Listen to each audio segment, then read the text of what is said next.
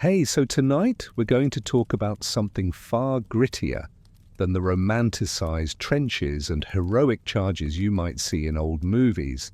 We're plunging headfirst into the brutal reality of World War I hospitals, places where morphine offered a fragile truce with unimaginable pain, and where the human mind pushed beyond its limits, fractured into 1,000 pieces. Forget the clean, pristine images. This was a world of filth, agony, and a profound, pervasive madness. So settle in, get ready to feel the biting cold and the pervasive stench of suffering. Before we dive into this harrowing journey, do me a favor, hit that like button, subscribe if you haven't, and drop a comment below telling me where you're listening from and what time it is for you. All right, find that cozy spot, pull your blanket up tight, and let's rewind to a century ago, to a time when life itself was a constant, brutal negotiation. You're there, standing in the mud, not just any mud, but the churned, broken earth of Flanders, a landscape scarred beyond recognition, a canvas painted with shades of ochre and crimson, perpetually damp and smelling of decay, cordite, and unwashed fear. The air itself feels heavy, thick with the metallic tang of distant explosions and the acrid smoke that drifts perpetually across the ravaged no-man's land. You've been awake for what feels like an eternity, your body a rigid vessel of tension, every muscle screaming from days of static, coiled existence in a dugout barely deep enough to offer illusory safety. The sound isn't just noise, it's a living, breathing entity that pulses through your bones, a constant crushing roar that tears at the fabric of your sanity. The distant artillery fire is a low, guttural growl, then the closer, sharper crack of rifle fire, punctuated by the chilling, tearing scream of shells arcing overhead, each one a lottery ticket to oblivion. You grip your rifle, the cold, smooth wood, a familiar comfort against your sweat-slicked palms, but it's a false comfort, a child's toy in this maelstrom of destruction. Your heart pounds a frantic rhythm against your ribs, a drumbeat of terror that threatens to burst forth, a ceaseless thrumming that makes every nerve-ending jangle. The sky above is a desolate, bruised grey, perpetually overcast, as if even the heavens weep for the atrocities below. You glance around, catching the strained, hollow-eyed gazes of the men beside you, their faces caked with mud, streaked with grime, etched with a weariness that goes beyond physical exhaustion, touching something deep in the soul.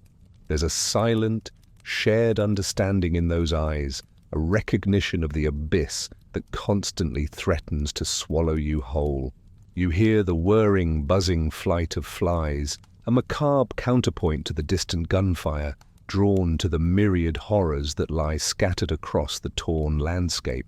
You can feel the dampness seep into your boots, chilling your toes, a persistent, uncomfortable sensation that becomes part of the very fabric of your existence. The uniform, coarse wool, scratches against your skin, chafing in places you hadn't realized could chafe, but you barely register it.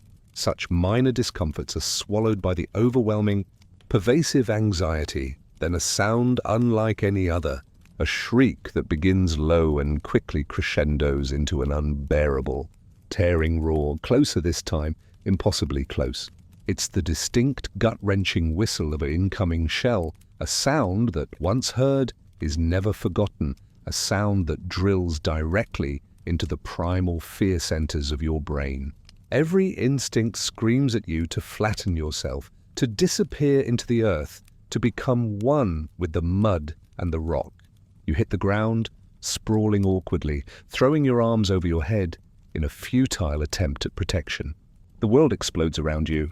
It's not just a sound, it's a physical force, a concussive wave that slams into your body, stealing your breath, rattling your teeth, vibrating every bone in your skull. The earth heaves beneath you, a living beast enraged, spitting dirt, pebbles, and jagged fragments of metal into the air. The smell of high explosives is instantaneous and overpowering, a choking, acrid stench that fills your nostrils, burning the back of your throat. For a terrifying, endless moment, there is only white noise, a deafening roar that obliterates all other sensations, a void of pure, unadulterated chaos. Then silence, a ringing, buzzing, unnatural silence that is almost more terrifying than the explosion itself. Your ears are screaming, a high-pitched whine that fills the void, making your head ache.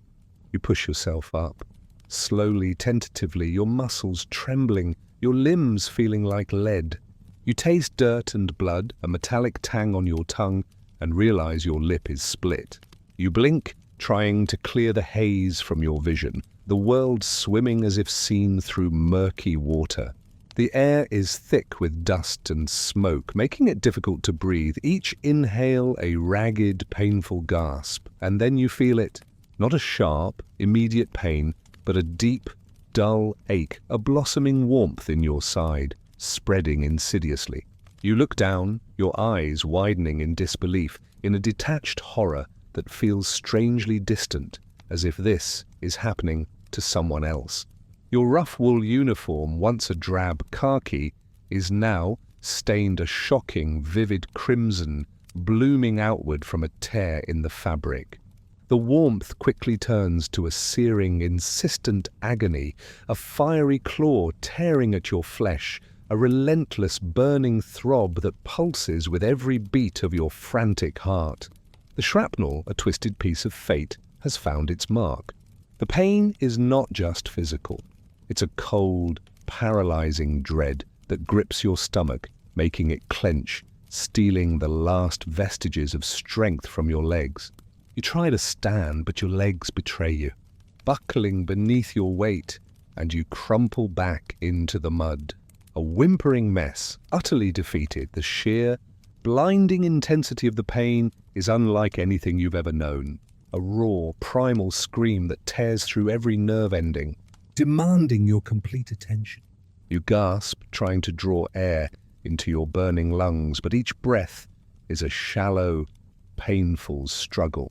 You press a hand to the wound, feeling the slick, warm stickiness of your own blood, the coarse fabric of your glove doing little to staunch the flow. The earth beneath you suddenly feels colder, wetter, more unforgiving. You're alone in your pain, surrounded by the moans of other wounded, a chorus of misery that rises and falls like a terrible tide around you. The sounds of battle, though now somewhat more distant, still echo, a constant reminder that this inferno rages on. Indifferent to your personal suffering, you call out, a weak, reedy sound barely audible above the ringing in your ears, a cry for help that feels pathetic and futile. You push down on the wound, desperately, instinctively, trying to stop the relentless gush, but it's like trying to hold back a flood with your bare hands. The world begins to tilt, the edges of your vision blurring, darkening, a creeping blackness threatening to consume you. You feel a growing coldness, a profound chill that seeps into your bones, even as your side burns with an unbearable heat. This is it, you think, a terrifying, desolate thought. This is how it ends, alone in the mud, bleeding out into the unforgiving earth. Your strength wanes, your eyelids feel heavy, impossibly heavy, and the sounds of the battle, once deafening, now seem to recede, as if viewed from an immense distance. You can feel the tremors of your body, a desperate, uncontrolled shivering as shock begins to set in, a merciful curtain drawing across the brutal stage of your consciousness. The last thing you see before the darkness fully engulfs you is the perpetually grey sky and the cold, unfeeling indifference of the broken landscape around you. You are nothing but another broken body, another statistic in this vast, senseless slaughter. You wake with a jolt, or rather, you surface slowly from a deep, black well of unconsciousness, your senses returning in a fragmented, jarring wave. The first thing you register is the pain, a searing, relentless fire in your side, a dull, throbbing ache that underlies everything else. It's still there, a constant, undeniable presence, but it's different, less sharp, less overwhelming, as if a thin veil has been drawn over its most brutal edges. Your head is heavy, impossibly heavy, and there's a profound grogginess that clings to your mind, making it difficult to fully grasp your surroundings. Your mouth is dry, parched, tasting of dust and a strange, bitter metallic residue. You try to move, to shift your position, but a wave of nausea washes over you and your limbs feel like lead weights. Unresponsive and heavy, you blink, trying to focus your eyes, the world a blurry, indistinct mess of muted colors and shifting shapes. The light is dim, diffuse, coming from somewhere above, casting long, distorted shadows. You realize you're no longer in the open, no longer directly in the mud. There's a rough, scratchy blanket over you, a coarse wool that prickles against your skin, and beneath you, a surface that is firm but not hard, perhaps a stretcher or a rudimentary cot. The air is thick, close, smelling faintly of iodine, something vaguely metallic, and a pervasive underlying scent of sickness and unwashed bodies. It's not the open, raw stench of the battlefield, but a more contained, cloying odor that clings to the back of your throat. You hear sounds, a low, guttural symphony of human suffering, muffled moans, ragged breathing, the occasional sharp cry of pain, quickly stifled. The rhythmic clink of metal against metal, the soft, quick footsteps of someone moving, the rustle of fabric. It's a cacophony of quiet desperation, a background hum that settles into your very bones, a constant reminder of the company you keep. You try to place it, to understand where you are, but your mind is sluggish, refusing to cooperate, caught in a fog of lingering pain and exhaustion. A face swims into view, indistinct at first, then sharpening into the kind, weary features of a man, his brow furrowed with concern, his uniform suggesting he's either a medic or a doctor. He leans over you, his eyes, tired but gentle, peering into yours. "Awake are we, soldier?" His voice is low, calm, a soothing balm in the chaos, but you can hear the underlying strain, the years of witnessing unimaginable horror in its timbre. He doesn't wait for a response, perhaps used to the silence of the recently revived. "You've had a rough one. Shrapnel to the side. Got it out. You're lucky, lad, very lucky." He speaks to you in fragments, offering pieces of information that your groggy mind struggles to assemble. You're in a dressing station, a collection point just behind the lines, a sort of purgatory between the living hell of the trenches and the slightly less hellish base hospitals.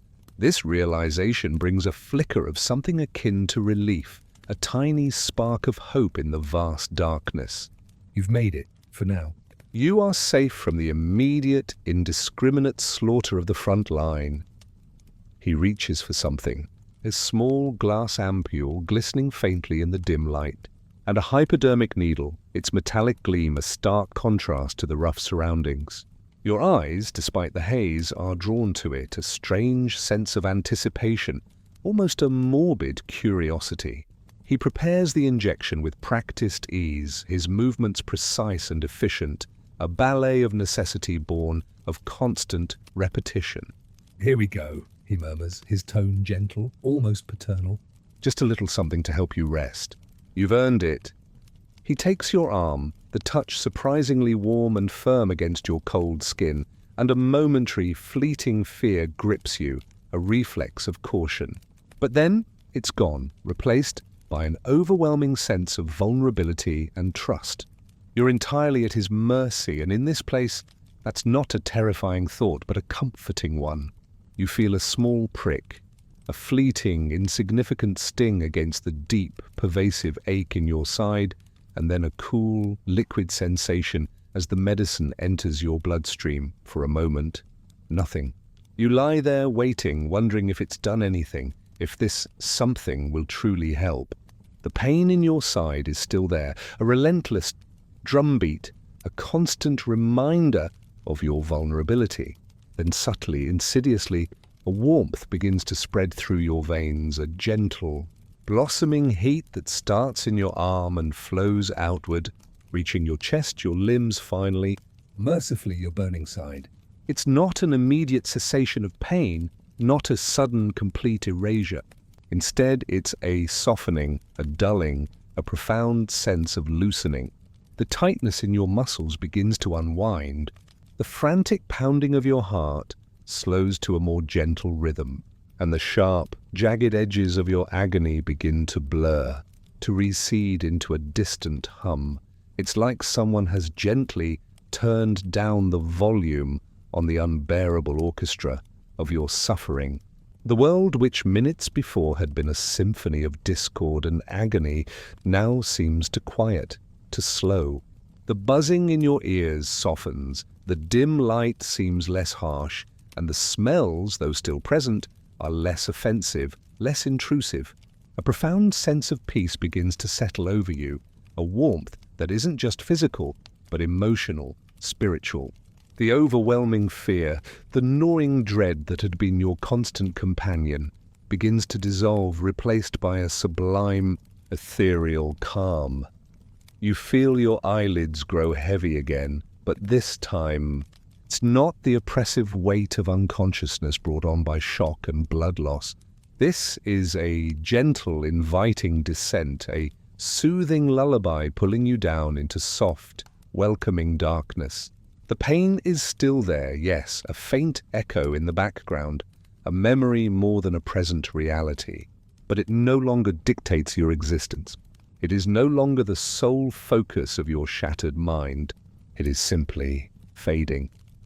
A feeling of intense, almost euphoric well-being washes over you, a sense of detachment from your physical self, from the brutal realities of your surroundings. You are floating, untethered, drifting on a warm, calm current. The rough blanket feels softer, the cot less hard, the sounds of suffering around you less urgent, less demanding of your attention. You hear the doctor's low voice again, perhaps saying something else, but the words are indistinct, muffled, as if coming from a great distance. They no longer matter. Nothing matters but this profound, exquisite relief, you realize, with a clarity that surprises you, that this feeling, this blessed reprieve, is what you've been yearning for, what your body and mind have been crying out for since the moment that Shell found its mark. It is a gift, a miracle, a temporary escape from the nightmare. You breathe a deep, shuddering sigh, a sigh of profound contentment, a release of tension you hadn't even realized you were holding. Your muscles relax completely, your jaw unclenches, and for the first time in what feels like an eternity, your mind is quiet, still. The blackness that comes now is not terrifying but welcoming, a soft, velvety blanket that wraps around you, pulling you gently down into a deep, dreamless sleep. This is your first kiss of morphine, and in this moment of blissful oblivion, it feels like nothing less than salvation. You wake again, this time with a clearer head, though the pervasive grogginess still lingers, a faint residue of the previous dose. The pain, though still present, is manageable, a dull, insistent throb rather than a searing inferno. It's an awareness that settles into your bones, a constant companion that reminds you of your brokenness, but it no longer demands your full attention, no longer threatens to consume you. You can almost think, almost process your surroundings, which are now much clearer, sharper, though still dim and oppressive. You are, you realize, in a field hospital. The tent canvas above you is a sickly, muted khaki. Stained with what you pray is just mud and water. But your imagination, vivid and cruel, whispers of darker, more ominous possibilities. The air is cold, damp, carrying a myriad of smells that assault your senses with an almost physical force. The pungent antiseptic of carbolic acid and iodine is dominant, a sterile, biting scent that scrapes at the back of your throat, trying to mask the deeper, more unsettling odors. Beneath it, inextricably woven into the very fabric of the tent, is the cloying, sweet metallic scent of blood, both fresh and stale, a constant reminder of the raw material of this place. Then there's the distinct, unmistakable aroma of unwashed bodies, of sweat and grime, of urine and feces, a pervasive human stink that no amount of disinfectant can truly conquer. And underneath all of it, subtly, hauntingly, is the faint, sickeningly sweet smell of gangrene, of decaying flesh, a smell that once identified can never be forgotten, a harbinger of inevitable doom. The sounds are a relentless symphony of suffering, a constant low-level thrum that vibrates through the very ground beneath you. There are the soft, broken moans of men lost in delirium, the ragged, rattling coughs that speak of lungs filled with gas or water, the sudden, sharp cries of pain as a wound is dressed or a body moved. You hear the hushed, weary voices of nurses and orderlies, their words often indistinct, but carrying an undertone of profound exhaustion and grim determination. The metallic clink of instruments, the slosh of water, the low murmur of prayers, the faint scratch of a pen on paper. All these weave together into a tapestry of human misery that is both overwhelming and strangely, terrifyingly mundane. You're lying on a stretcher, a canvas sling stretched taut over a wooden frame. Not comfortable, but certainly better than the mud. You crane your neck slightly, a movement that sends a fresh, though still dulled, jolt of pain through your side, making you gasp softly. You see rows upon rows of other stretchers, each one occupied by a man in varying states of injury and consciousness. The tent is enormous, stretching seemingly endlessly in both directions, its canvas walls bulging outward, barely containing the human cargo within. The sheer volume of wounded is staggering, a testament to the indiscriminate brutality of the war. Some men are still pale and unmoving, their faces covered by blankets, a chilling, silent statement of their ultimate fate. Others writhe fitfully, caught in the grip of fever or pain, their limbs twitching, their shallow breaths coming in ragged gasps. You see bandaged heads, mangled limbs, faces contorted in silent screams. One man, not far from you, has his face almost entirely obscured by bandages, only his eyes visible, wide and staring blankly at the canvas roof, a profound, terrifying emptiness in their depths. You wonder what he has seen, what horror has driven the light from his soul. A nurse approaches, her uniform, though clean, showing signs of extreme wear, her face a mask of fatigue, her eyes red-rimmed and shadowed. She moves with a swift, practiced efficiency, her footsteps light despite her obvious weariness. She carries a basin of water and some bandages. Her hands, you notice, are raw and chapped, testament to countless washings and endless work. She stops at your stretcher, her gaze assessing, quick and professional. "How are we feeling, soldier?" she asks, her voice soft but firm, a hint of an accent you can't quite place.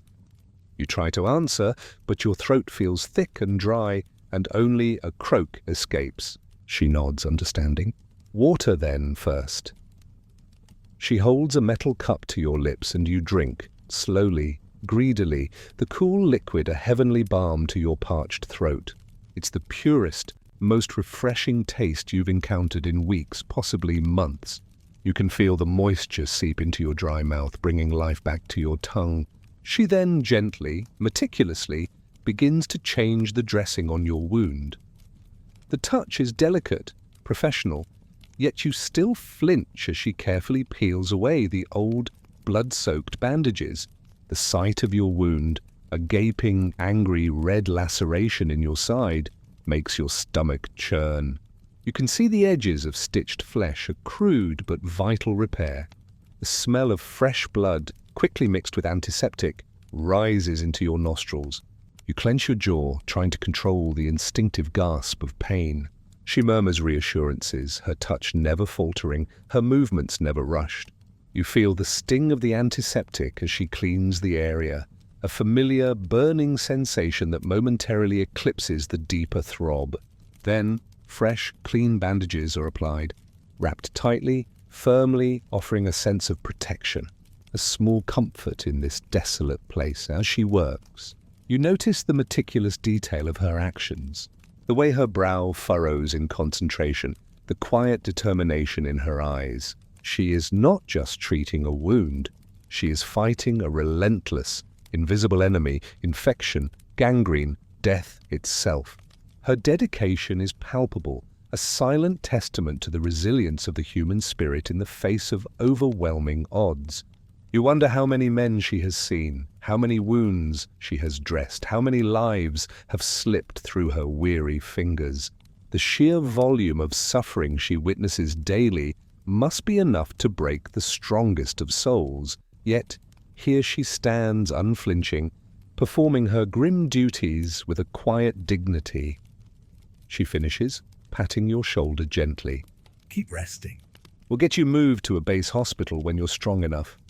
Her words are hopeful, but you hear the weariness beneath them, the constant, unspoken battle against the limitations of resources, the endless stream of wounded. You nod, a silent acknowledgement, and she moves on. A spectral figure gliding between the rows of stretchers, her mission endless, her compassion a fragile flame flickering in the hurricane of war. You close your eyes, trying to block out the sights and sounds, but they are seared into your consciousness, an indelible stain. You try to remember a time before this, a time of green fields and laughter, of warm beds and clean air, but it feels like a distant dream, a faded photograph from another lifetime. This is your new reality.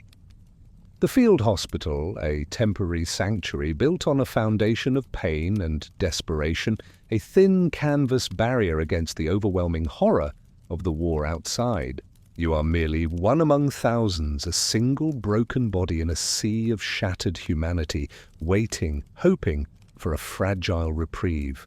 The dull throb in your side is a constant, tangible link to the battlefield you've just left, and a chilling reminder of the long, uncertain journey that still lies ahead.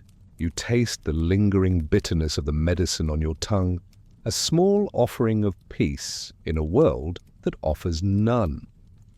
The journey from the field dressing station to the larger, more established field hospital, or casualty clearing station as they were sometimes called, was itself an ordeal. You were jostled, bumped and carried by overworked stretcher bearers, each movement sending fresh waves of agony through your wounded side, despite the lingering effects of the last morphine dose. You remember glimpses of the ravaged landscape, the endless mud, the shattered trees, the overturned wagons, the desolate grey sky. The journey was a blur of discomfort and suppressed pain, a constant battle against nausea and the threat of slipping back into unconsciousness. Now you've arrived, and the reality of this new sanctuary is stark. You're in a large tent, similar to the dressing station, but grander, more structured, filled with a terrifyingly efficient, almost factory-like air. This is where the serious work begins, the desperate, often brutal attempts to save lives and limbs. The air here is even heavier, a potent cocktail of disinfectant, stale blood, unwashed linen, and the sickeningly sweet smell of chloroform or ether mingled with the faint, metallic tang of bone. It's a smell that chills you to the core, a premonition of the horrors that take place within these canvas walls. You're on a trolley, a metal gurney, and you're being wheeled towards a section of the tent that seems to hum with a particularly intense, focused energy. This is the operating theatre, if such a crude collection of tables and lamps can be called that. The light here is brighter, harsher, powered by sputtering generators, casting stark, unforgiving shadows.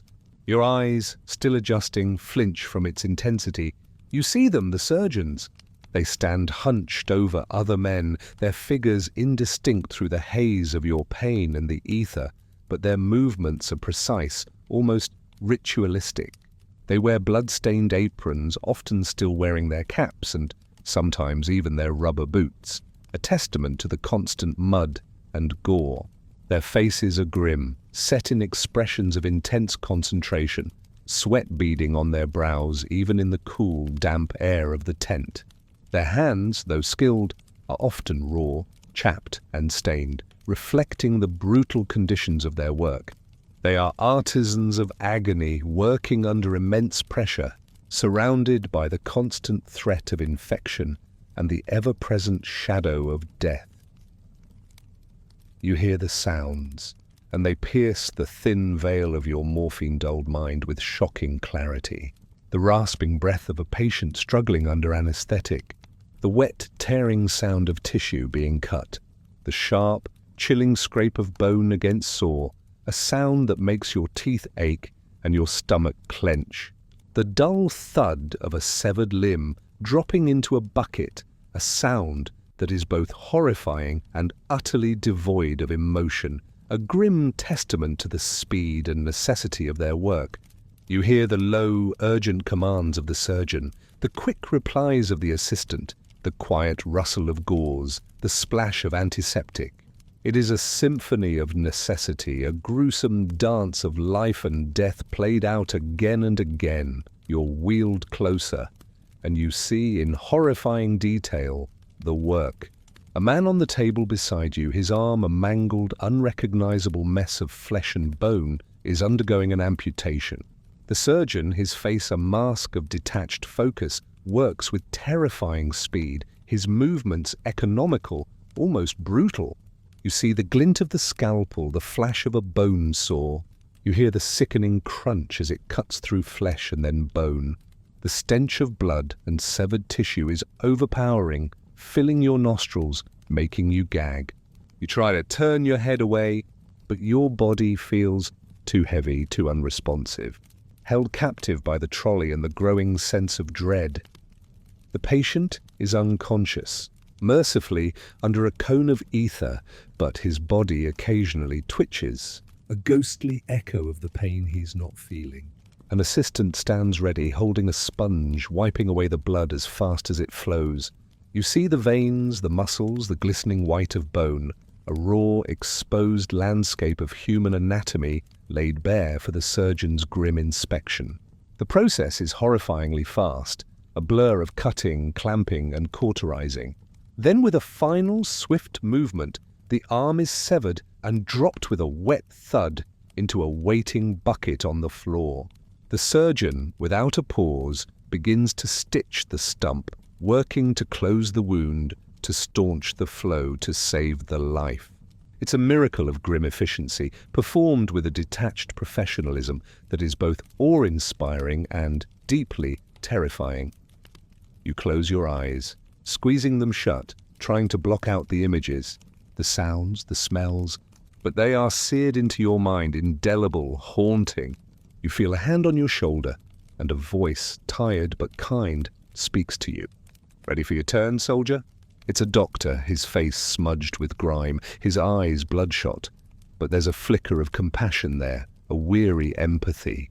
He holds something towards your face, a metal cone, and the sweet, sickly smell of ether instantly fills your nostrils, making your head swim. Just breathe deeply, lad, he instructs, his voice fading slightly as the fumes begin their work. Count back from 10. You try to resist, to hold your breath, to fight the encroaching oblivion, but the desire for escape, for a temporary reprieve from the overwhelming sensory assault is too strong. You take a deep, shuddering breath, and the ether rushes into your lungs, burning, intoxicating.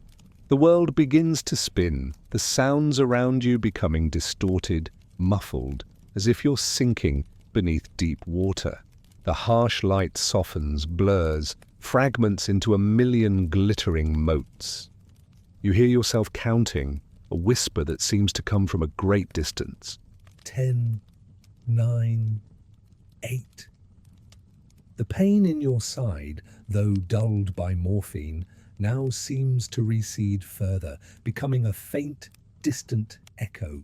The sounds of the operating theatre, the scrapes, the thuds, the commands, all melt away into a soft, buzzing hum. The ether, despite its unpleasant smell, brings with it a strange, detached calm, a serene release from the horrors of the world. Your limbs feel heavy, wonderfully heavy, sinking into the cot beneath you. You feel yourself drifting, spiraling down into a soft, velvety darkness, a profound, dreamless void. The last conscious thought you have is a mixture of profound relief and a chilling understanding. These surgeons, these weary, blood-stained men, are engaged in a desperate, relentless battle. Without them, without their grim art, you would surely die. But the cost, the price paid in severed limbs, in traumatized minds, in the sheer weight of what they witness day after day, is immeasurable. You are a statistic, a body on a table, another piece of the war's terrible ledger, and your fate, for now, lies entirely in their brutal, efficient hands. The darkness deepens, pulling you under, and for a blessed time, you are nothing. You are nowhere. The slow, hazy awakening from the ether is a disorienting experience, like surfacing from the bottom of a deep, murky pool. Your head aches with a dull, persistent throb, a hangover from the anesthetic, and your throat feels raw, scratchy. For a moment, you're not sure where you are, a brief, terrifying flicker of existential dread. Then the smells return.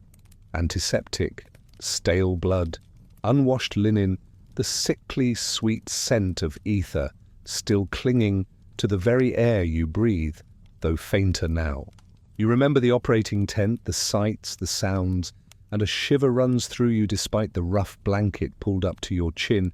But the pain is different. It's no longer the all-consuming fiery inferno it was.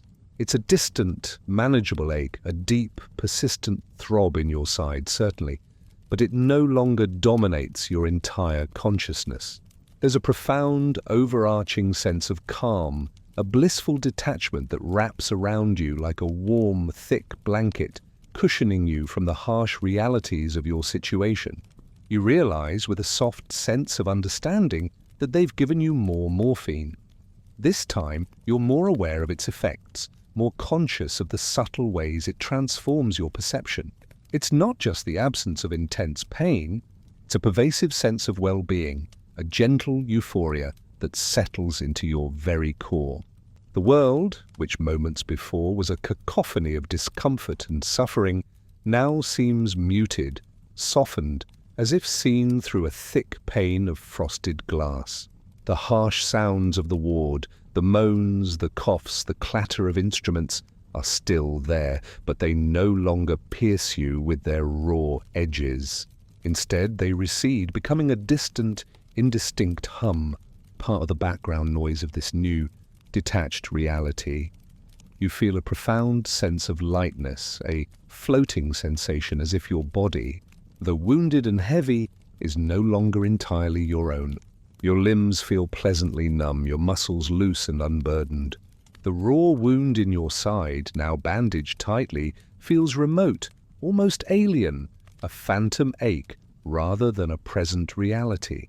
Your mind, previously a battlefield of fear and pain, is now quiet, still, a serene landscape untouched by the ravages of war. Thoughts drift in and out, unbidden, unhurried, like lazy clouds across a summer sky. There's no urgency, no anxiety, no dread, only a vast, profound peace. You close your eyes and images flicker behind your eyelids, not dreams exactly, but soft, pleasant memories tinged with a nostalgic warmth. Faces of loved ones, familiar landscapes, the sound of a distant, carefree melody. They're not sharp or vivid, but soft, gentle impressions that evoke a fleeting sense of happiness, a poignant longing for a world that feels impossibly far away. You smile faintly, a faint, involuntary twitch of your lips, a rare, almost forgotten expression on your tired face. You observe the ward around you, no longer with the raw, visceral fear of your initial awakening, but with a detached, almost academic curiosity. Other men, many of them, are in a similar state of blissful oblivion. You see the glazed, distant look in their eyes, the soft, slack expressions on their faces, the relaxed slump of their bodies.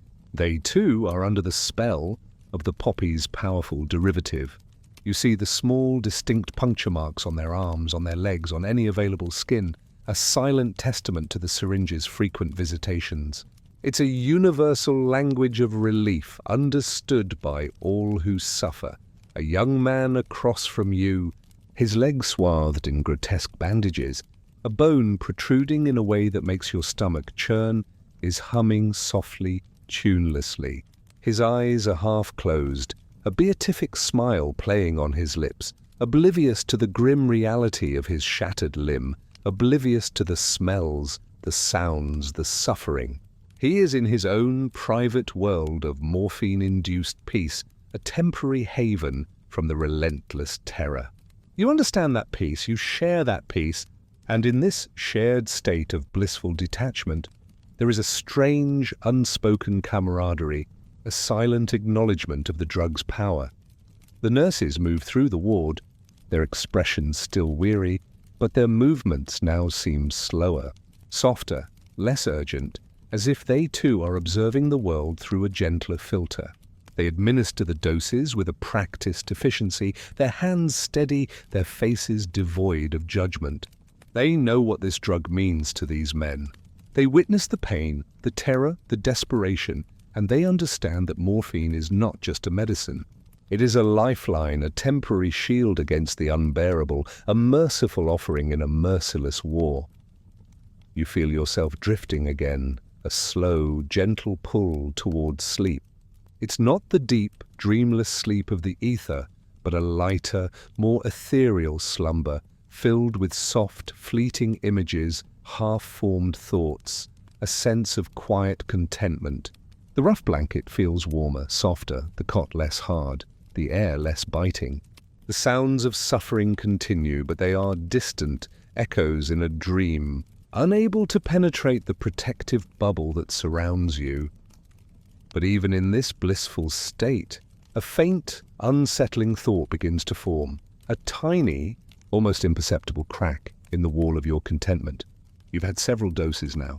The pain, though dulled, always returns, insistent, demanding.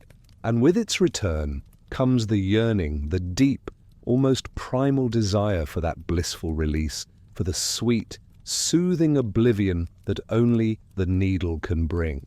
You realize with a quiet, chilling certainty that this drug, this miraculous balm, is also a formidable master. Its embrace is sweet, but its shadow is long, promising a dependence that might prove harder to fight than any enemy on the battlefield. You see it in the eyes of the other men, too. The subtle shift, the anxious glance towards the nurse, the unspoken plea for the next dose.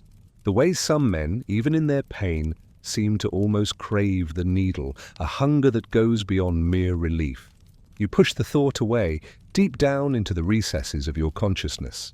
For now, in this moment, the embrace of morphine is too sweet, too necessary, too vital to question. For now it is salvation.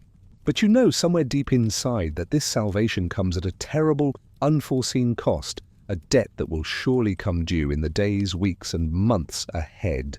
The sleep that finally overtakes you is still peaceful. But now a faint, unsettling undercurrent of unease ripples beneath the surface of your blissful detachment. The shadow, though distant, has begun to lengthen.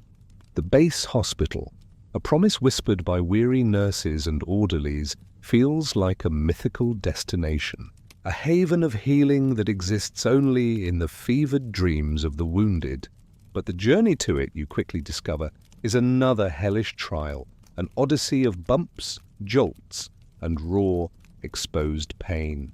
You're moved from your stretcher onto an ambulance, a lumbering, canvas-covered wagon pulled by a team of horses or, if you're lucky, an early, unreliable motor vehicle. The vehicle itself is crude, designed for resilience rather than comfort, and every rut, every stone, every uneven patch of the muddy road sends a jolt through your already shattered body. You lie on a new stretcher, its canvas surprisingly taut and unforgiving against your back, your wound, though bandaged, protesting with a renewed, insistent throb. The morphine, administered before the journey, is a fragile shield, its effects waning with each passing hour, leaving you increasingly exposed to the brutal reality of your transport. The air inside the ambulance is stale, heavy with the scent of exhaustion, fear, and the pervasive odor of sick men. You're packed in with several others, side by side, their groans and whimpers a constant accompaniment to the rhythmic creak and sway of the wagon.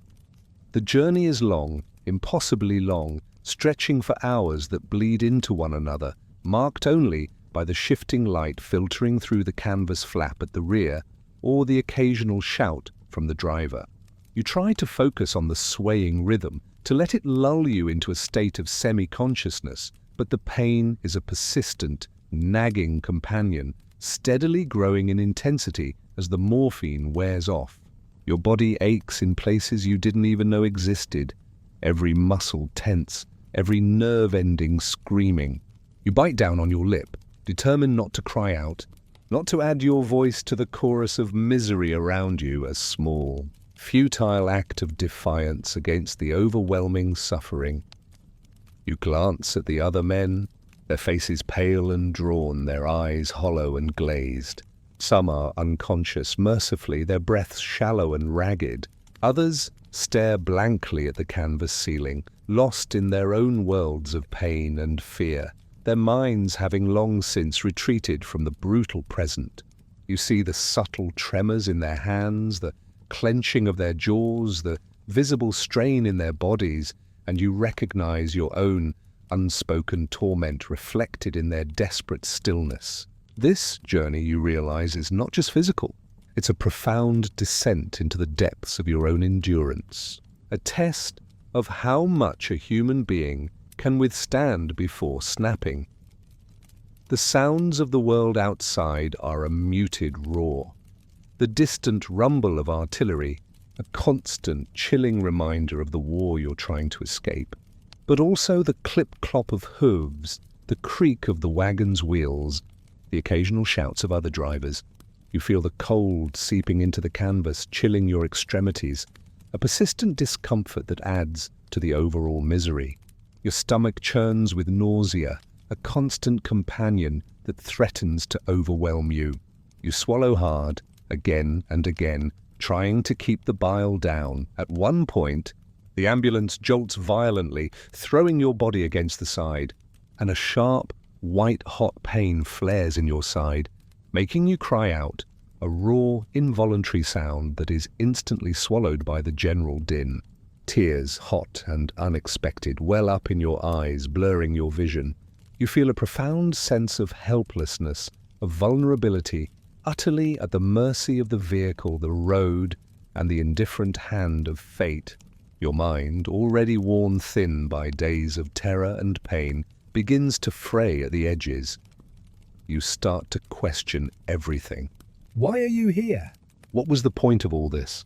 The grand ideals, the patriotic speeches, the promises of glory, all seem like hollow mockeries in the face of this relentless, brutal suffering. Your thoughts drift to home, to the warmth of your mother's kitchen, the laughter of your siblings, the comforting scent of a familiar hearth. But those memories, once a source of strength, now feel distant, almost painful in their contrast to your grim reality. They serve only to underscore the vast chasm that now separates you from the life you once knew, a chasm that feels increasingly impossible to bridge.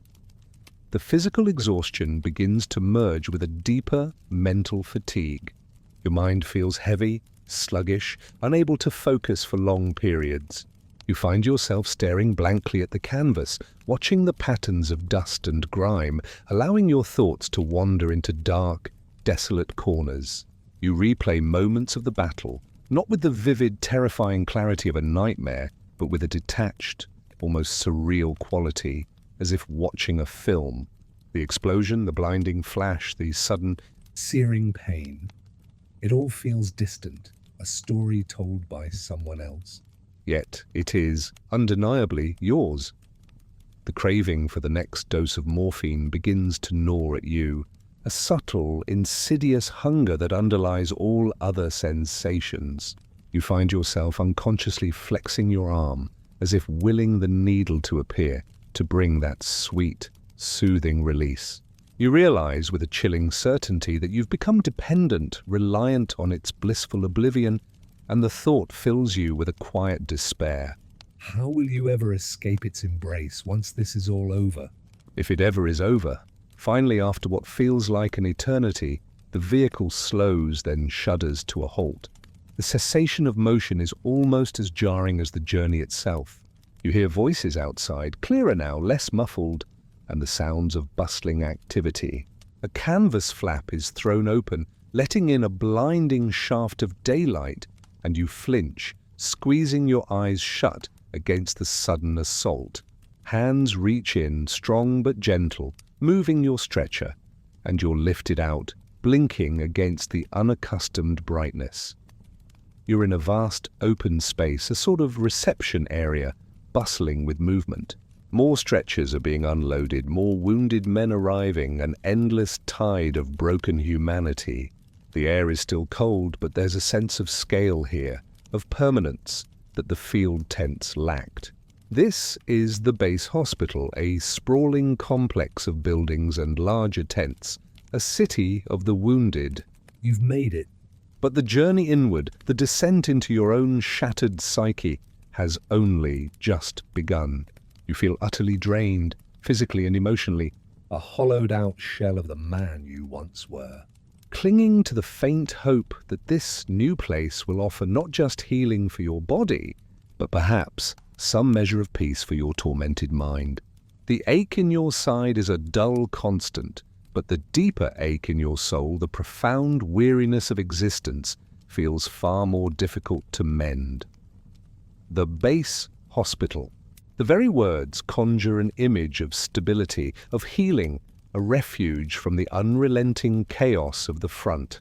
And indeed, compared to the flimsy canvas of the dressing stations and casualty clearing points, this place feels monumental. You're wheeled into a vast ward, a cavernous hall that stretches away into the dim distance, lined with rows upon rows of beds, not stretchers. Real beds, with rough sheets and thin blankets, but beds nonetheless. The building itself is sturdy, likely a repurposed school or factory, its high ceilings and thick walls offering a sense of permanence that you haven't felt in months. But permanence, you quickly realize, does not equate to peace. The sheer scale of suffering here is staggering. It's not the concentrated, frenetic horror of the operating tent, nor the raw, desperate conditions of the field stations. Here, it's a vast, pervasive, relentless agony, spread out over hundreds, perhaps thousands of men. The ward hums with a low, constant murmur of misery. There are the soft moans of men lost in fevered delirium, the sharp cries of pain from fresh arrivals, the rattling coughs that never seem to cease, the muted whispers of nurses and orderlies moving with practiced, weary efficiency. It's a tapestry woven from human suffering, a symphony played on broken bodies and shattered minds. And you are now a part of its grim orchestra. The air, despite the larger space, is heavy, stagnant, thick with the indelible scent of sickness. The pervasive odor of antiseptic, iodine and carbolic acid still bites at your nostrils, trying valiantly to mask the deeper, more unsettling smells beneath. You detect the metallic tang of blood, the faint, cloying sweetness of gangrene, the unavoidable, deeply human scent of unwashed bodies, of sweat, urine, and sometimes the pungent reek of infected wounds. It all coalesces into a cloying, oppressive atmosphere that feels suffocating, a constant reminder of your precarious existence. Your bed is hard, the mattress thin, but it's a bed, and the relative stability is a small mercy. You lie there, propped up slightly, and take in your new surroundings. The walls are a stark, institutional white or cream, stained and peeling in places, bearing witness to countless generations of suffering. Windows, high and arched, let in a diffuse grey light, illuminating dust motes dancing in the stale air. The light never seems truly bright, always subdued, as if the very joy of sunshine cannot penetrate these walls.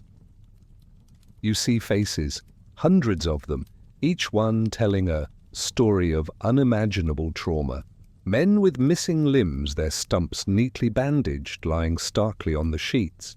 Men with faces disfigured beyond recognition, hidden behind crude masks or intricate dressings. Men whose eyes stare blankly at the ceiling, unseeing, lost in a world of their own making. The sheer variety of wounds, the grotesque ingenuity of modern warfare, is laid out before you in horrifying detail.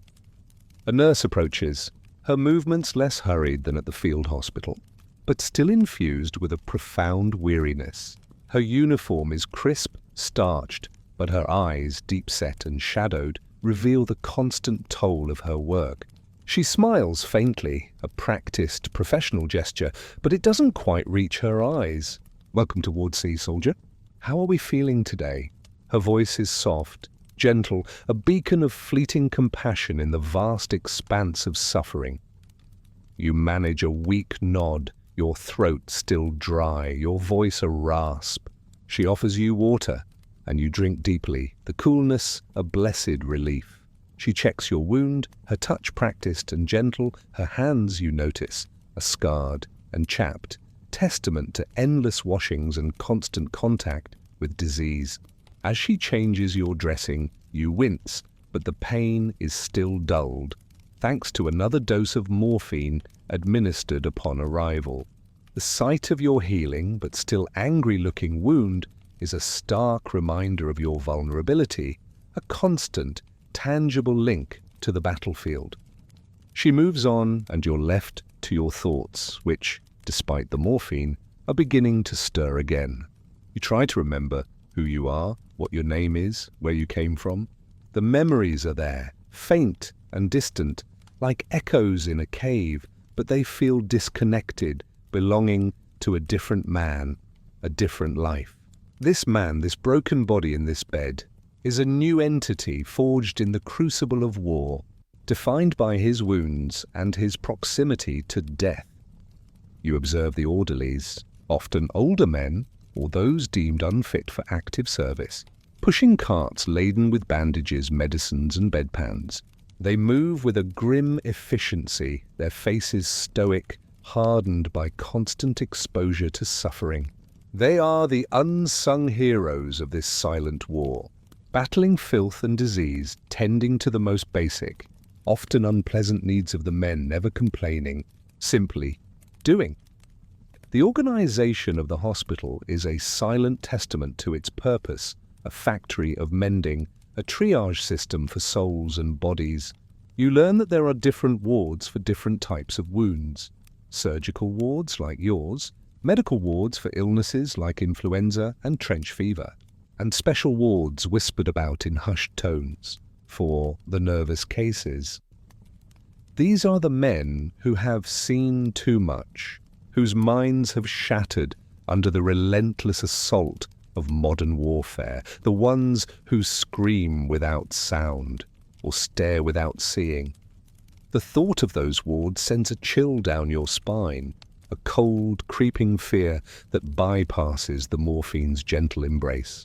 You've seen men like that in the trenches, their eyes wide with a terror that goes beyond the physical, a deep, internal abyss. You wonder if you could become one of them, if the constant bombardment of pain and horror has already begun to chip away at the foundations of your own sanity.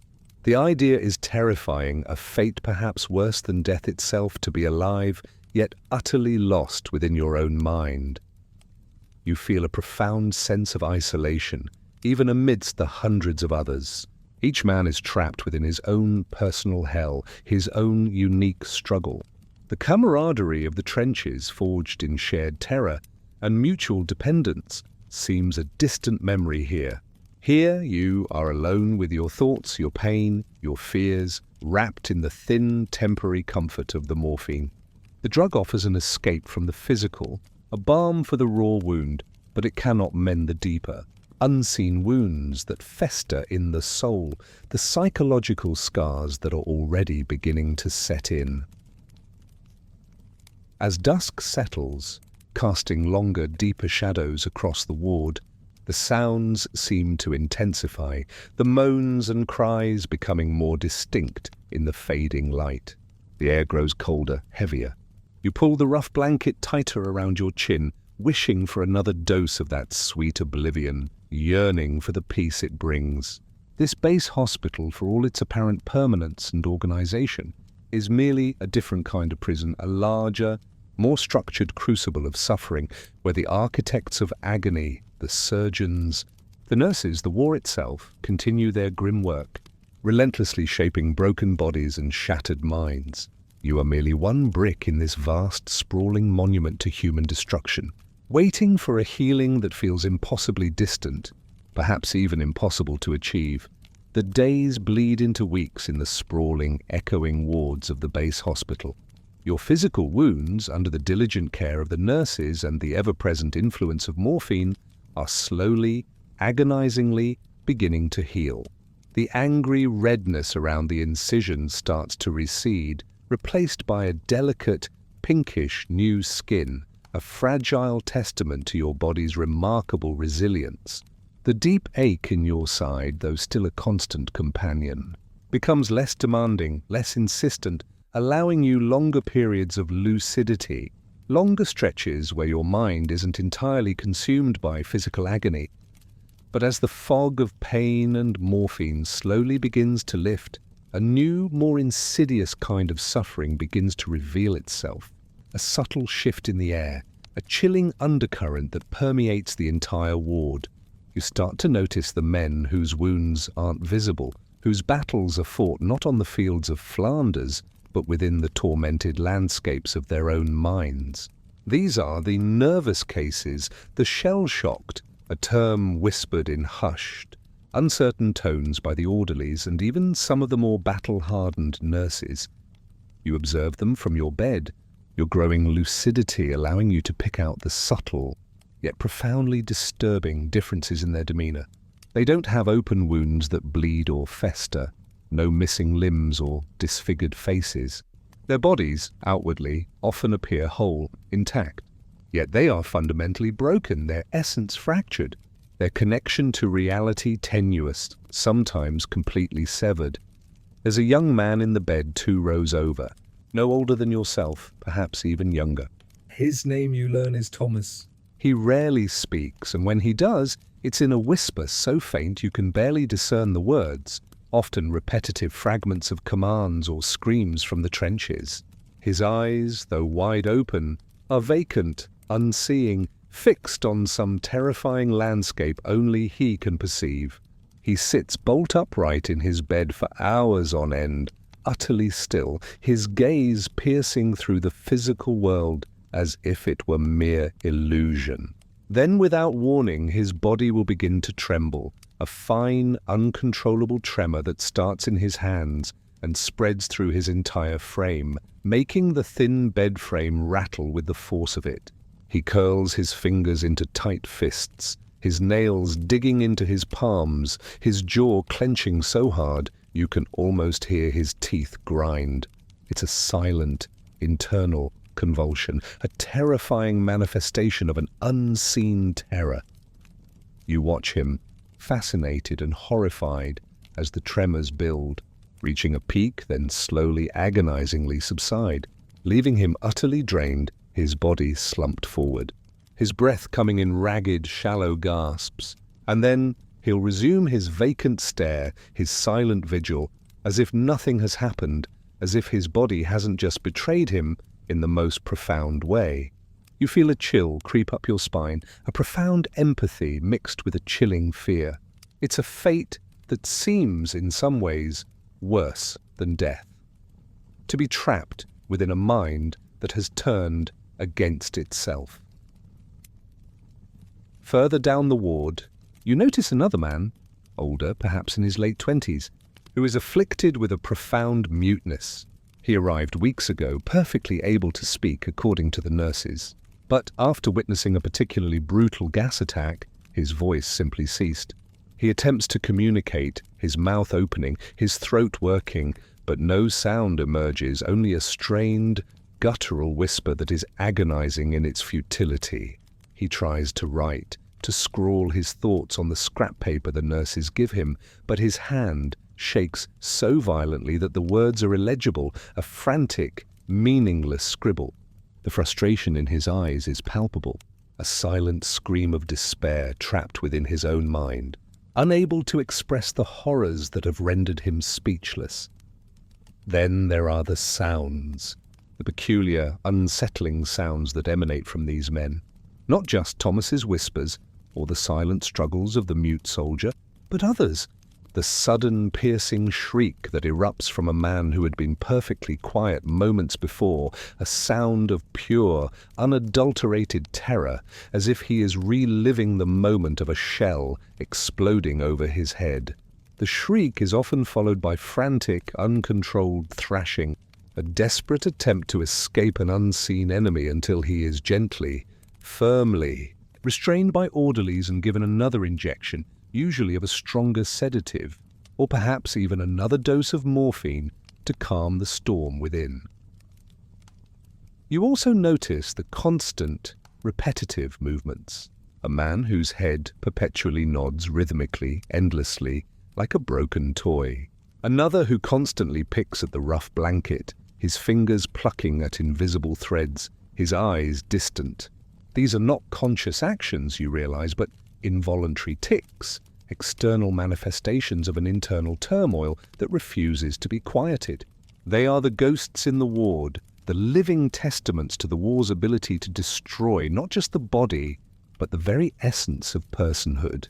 The nurses and doctors, you observe, treat these cases with a mixture of pity, confusion, and sometimes a barely disguised exasperation. They are trained to mend broken bones, to close wounds, to fight infection. But how do you mend a broken mind? How do you stitch together a shattered soul? There is no ready answer, no established protocol. Some believe it's a form of cowardice, a lack of moral fiber. Others, more enlightened, whisper of nervous exhaustion, of the brain simply having reached its limit. But even they lack a true understanding, grappling in the dark with a phenomenon for which their medical training offers no clear solution.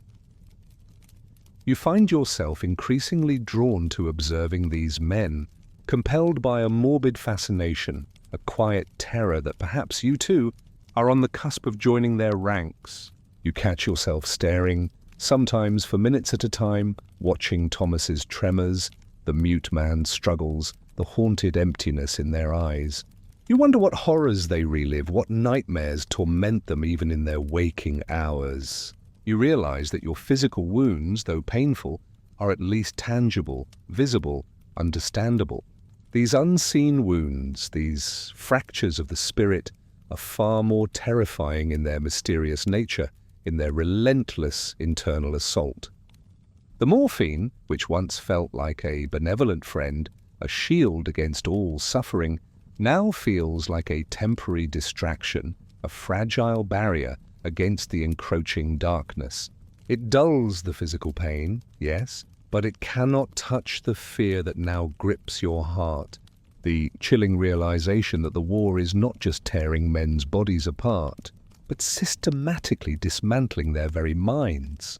You feel a profound, unsettling unease, a cold dread that settles deep in your bones. The ghost in the ward, you realize, is not just a collection of unfortunate souls. It is a chilling premonition, a vivid, living testament to the ultimate, unseen brutality of war. And you, still vulnerable, still recovering, still tethered precariously to the edge of sanity, wonder how long it will be before you too become one of them, a silent, trembling figure lost in the labyrinth of your own shattered mind. The silence of some of these men, you find, is far louder, far more unsettling than any scream of physical agony. As your physical recovery progresses, slowly but steadily, the morphine doses become less frequent, less generous. The dull ache in your side, though present, is now something you can live with, something you can push to the background of your consciousness rather than the foreground. But as the chemical fog lifts, the full weight of your experiences previously suppressed begins to assert itself, slowly, insidiously, a rising tide of unwelcome memories and profound anxieties. This new battlefield, you realize, is fought entirely within the confines of your own skull. The more you observe the nervous cases around you, the more you begin to feel an unsettling kinship with their struggles. You don't shake uncontrollably or lose your voice. Not yet, but the relentless torrent of thoughts, the jarring images that flash unbidden behind your eyes, the constant, gnawing fear that settles in the pit of your stomach. These are familiar, terrifying sensations. You are grappling with the first insidious tendrils of what will later be termed shell shock or post-traumatic stress, a condition so new, so profound, that the medical establishment of the time is largely unprepared, often dismissive, and utterly confused by its manifestations. You find yourself plagued by sleepless nights. The darkness of the ward, usually a sanctuary for rest, becomes a canvas for terrifying mental replays. You close your eyes, and instantly you're back in the trench, the whistle of the shell, the earth heaving, the screams of your comrades. The sounds are vivid, deafening, the smell of cordite and blood overpowering. You can almost feel the concussive blast, the mud spraying your face, the jarring impact that shattered your body. You jolt awake, heart pounding, sweat slicking your skin, your breath coming in ragged gasps. The phantom feeling of shrapnel tearing into your side, so real it takes several moments to reassure yourself that you are, in fact, safe in a hospital bed, not lying bleeding in the mud. During the day, a pervasive, low-level anxiety becomes your constant companion. The sudden clatter of a dropped bedpan, the unexpected slam of a door, even a nurse's raised voice can send a jolt of primal fear through your system, making you flinch, your heart leaping into your throat. Your muscles are perpetually tensed, coiled, ready for an attack that never comes. You find yourself scanning the ward, searching for threats, for dangers that simply aren't there, your senses hyper-alert, exhausted by their constant vigilance. You also notice a profound irritability, a short fuse that was never a part of your pre-war self. The smallest annoyance, a loud cough from a neighboring bed, the scrape of a chair, the slowness of an orderly, can send a wave of irrational anger washing over you, making your hands clench, your jaw tighten. You fight to control it, to suppress the urge to lash out, to scream, but the effort is exhausting, draining. It's as if a raw nerve has been exposed, making you overly sensitive, volatile. The doctors, when they visit, are kind, often paternalistic, but their understanding of your internal turmoil is clearly limited. They'll inquire about your sleep, your appetite, your physical progress. If you try to articulate the terrifying visions, the constant fear, the pervasive anxiety, they often nod vaguely, prescribe a tonic, or simply advise rest and fresh air. Some might suggest a change of scenery, a transfer to a convalescent home further from the front. But the underlying assumption is often that you simply need to pull yourself together, to buck up, to be a man. You hear the whispered diagnoses applied to others: neurasthenia, hysteria, malingering. Some men, particularly those whose symptoms are more dramatic, more outwardly physical, are subjected to various treatments. You see men undergoing rudimentary electrotherapy, a terrifying sight where mild electrical currents are passed through their bodies ostensibly to shock the nervous system back into order. The screams that sometimes emanate from the special wards, the ones reserved for the more severe cases of shell shock, are chilling, carrying a raw, primal terror that cuts deeper than any physical pain. You shudder to think of what horrors those men are enduring, what desperate, experimental measures are being taken to cure their fractured minds. The lack of understanding is perhaps the most frightening aspect.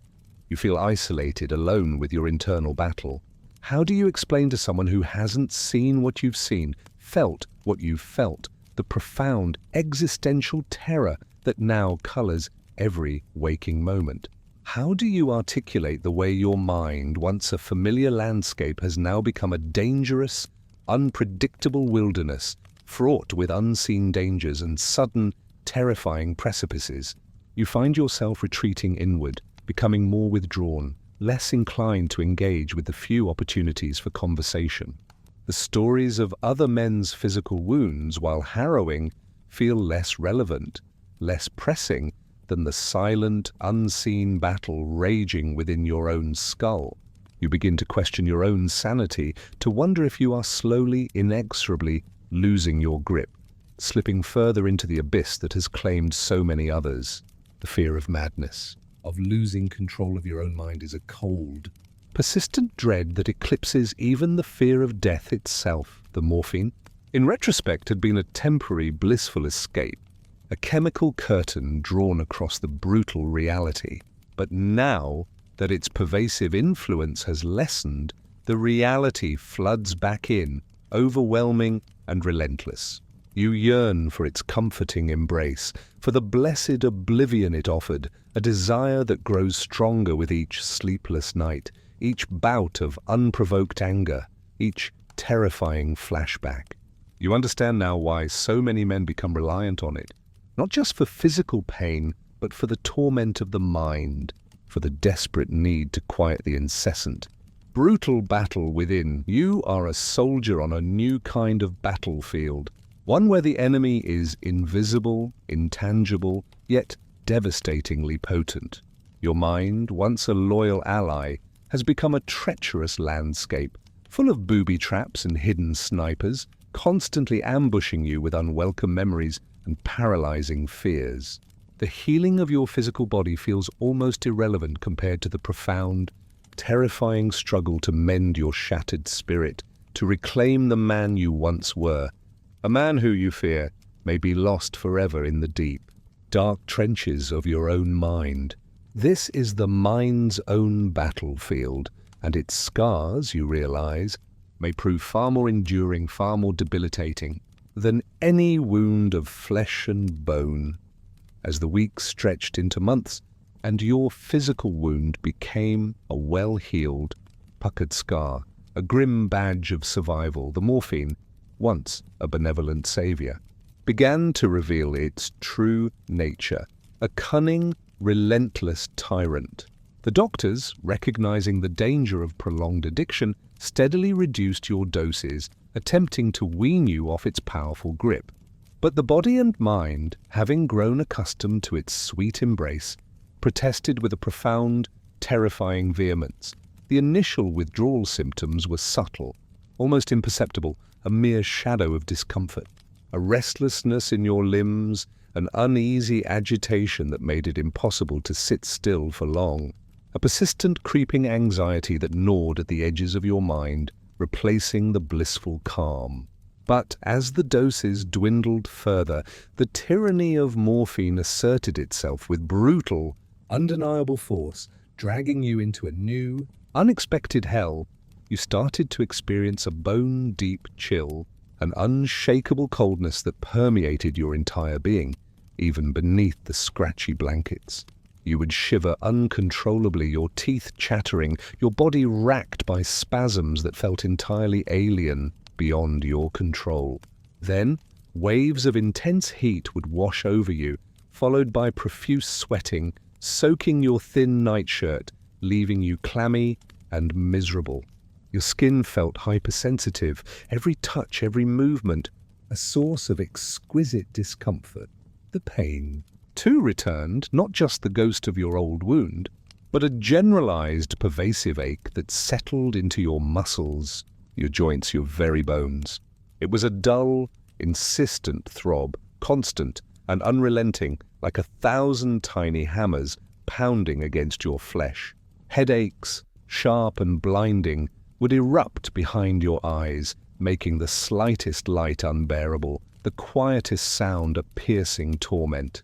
Your stomach rebelled, racked by cramps and a relentless nausea that often led to bouts of violent vomiting, leaving you weak, dizzy, and utterly drained. But far worse than the physical torments was the psychological agony. The The calm, detached euphoria that morphine once provided was replaced by a profound, agonizing despair. A black cloud descended over your mind, stealing all joy, all hope, leaving you adrift in a sea of utter hopelessness. Your nerves felt frayed, exposed, every sound, every sight, every thought a source of irritation, of raw, visceral pain.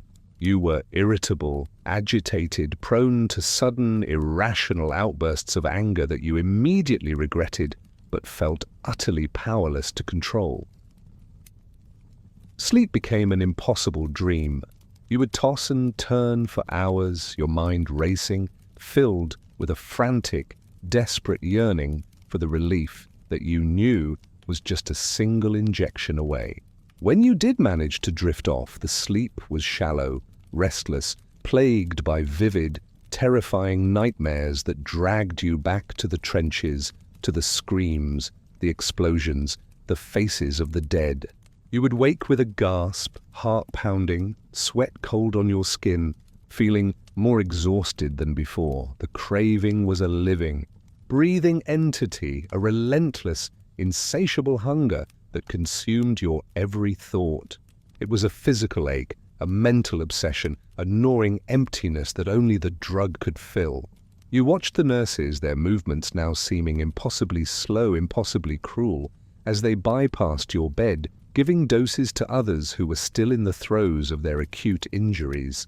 Your eyes would follow their every move, a desperate, silent plea in your gaze. You found yourself bargaining, pleading, almost begging. You would try to convince the nurses that your pain had worsened, that you couldn't sleep, that you were in agony. They, hardened by years of witnessing such desperation, would often offer a sympathetic but firm refusal, or a watered-down placebo, a useless sugar pill that only intensified your frustration, your resentment, your desperate, burning need. You saw other men further along in their addiction, attempting to steal doses from medicine carts or feigning illness more convincingly, their desperation a palpable force in the ward. You understood their actions, their moral compromises, for you felt the same profound, overwhelming urge. You overheard conversations among the doctors, their voices hushed, their expressions grave. They spoke of the morphine problem, of the vast numbers of soldiers who had become addicted, not just to alleviate pain, but to escape the psychological horrors of the war. They spoke of the dilemma, withhold the drug and let men writhe in agony, both physical and mental, or provide it and condemn them to a different kind of servitude. It was a choice between two evils, and for many, the immediate necessity of relief on the battlefield had eclipsed all thoughts of future consequences. You felt a profound sense of betrayal, not by the doctors or nurses, but by the drug itself. It had promised salvation, offered a temporary heaven, but now it demanded a terrible price, chaining you to its will with invisible, unbreakable bonds. You felt weak, ashamed, utterly powerless. This was a war fought not with bullets and bayonets, but with the insidious power of a chemical, a battle waged within the most intimate confines of your own body and mind, and you were losing. The days became an agonizing blur of shivering, sweating, cramping, and an overwhelming, crushing despair. You understood now the true meaning of slavery, of being entirely at the mercy of something outside yourself. This was morphine's tyranny, a cruel, relentless master that demanded constant appeasement, and whose withdrawal was a descent into a hell far more personal, far more intimate than any trench could ever be. You yearned for freedom, for a return to the man you were before this insidious chain took hold, but you knew with a chilling certainty that the path to liberation would be long, painful, and fraught with unimaginable struggle. The drug had saved your life, perhaps, but it had also claimed a part of your soul, leaving you a prisoner in your own body, eternally craving its intoxicating, devastating embrace. Beyond the general wards, beyond even the slightly more specialized sections for severe physical trauma, there existed another part of the base hospital, a series of isolated buildings often shrouded in a hush that was more unsettling than any scream.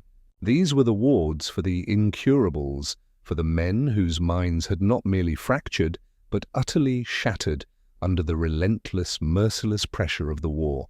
You hear whispers of them from the orderlies, hushed conversations that speak of the abyss, of souls lost beyond recall, condemned to a living death within their own minds. And as your own withdrawal from morphine makes you hypersensitive, your nerves raw, your senses painfully acute, the thin walls between your sanity and theirs seem to grow alarmingly porous. You occasionally catch glimpses of these men, sometimes during a rare trip outdoors when you are allowed a brief, supervised moment of fresh air in the hospital courtyard. They are wheeled or sometimes led by burly, patient orderlies for their own brief excursions. The sight of them chills you to the very core of your being. These are not the men with tremors or muteness or even the constant restless anxiety you now recognize in yourself. These are the utterly lost. One man, his uniform clean but ill-fitting, sits in a wheelchair, his head lolling to one side, completely unresponsive to his surroundings.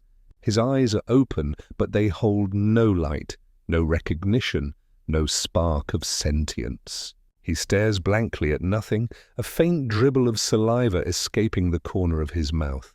His hand, as it hangs limply by his side, twitches occasionally, a ghost of a movement. He is a husk, an empty vessel, his mind having retreated so far into itself that there is no outward sign of connection to the world. He makes no sound, no movement, simply exists, a profound, terrifying monument to the war's ultimate psychological devastation.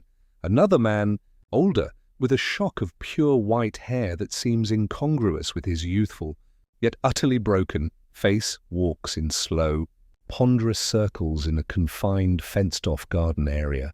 He hums a tuneless, high-pitched lament, a strange, guttural sound that holds no discernible melody or words. His gait is uneven, shuffling, his arms held stiffly at his sides.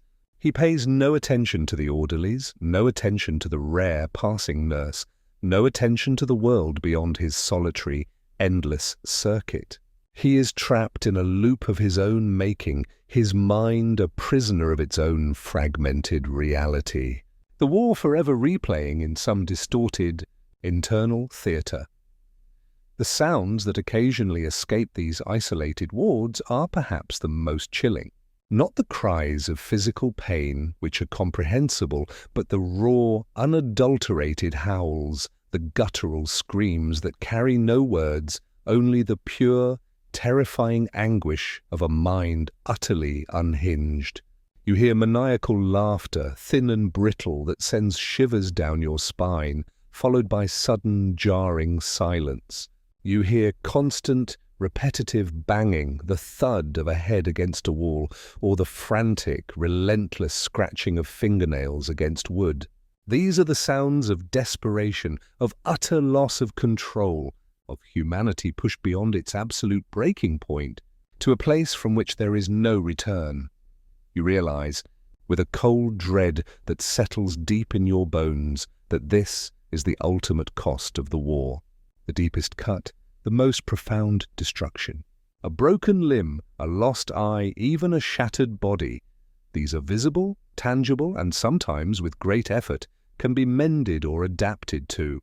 But a shattered mind, a soul that has retreated into an abyss of its own making, is a wound beyond the reach of medicine, beyond the solace of human connection. The doctors and nurses, when they speak of these men, do so with a profound sadness, a sense of helplessness. There are no cures, no treatments, no hope of recovery for many of them. They are simply cared for, fed, kept clean, allowed to exist in their own internal worlds, awaiting a merciful death that will finally release them from their self-imposed prisons.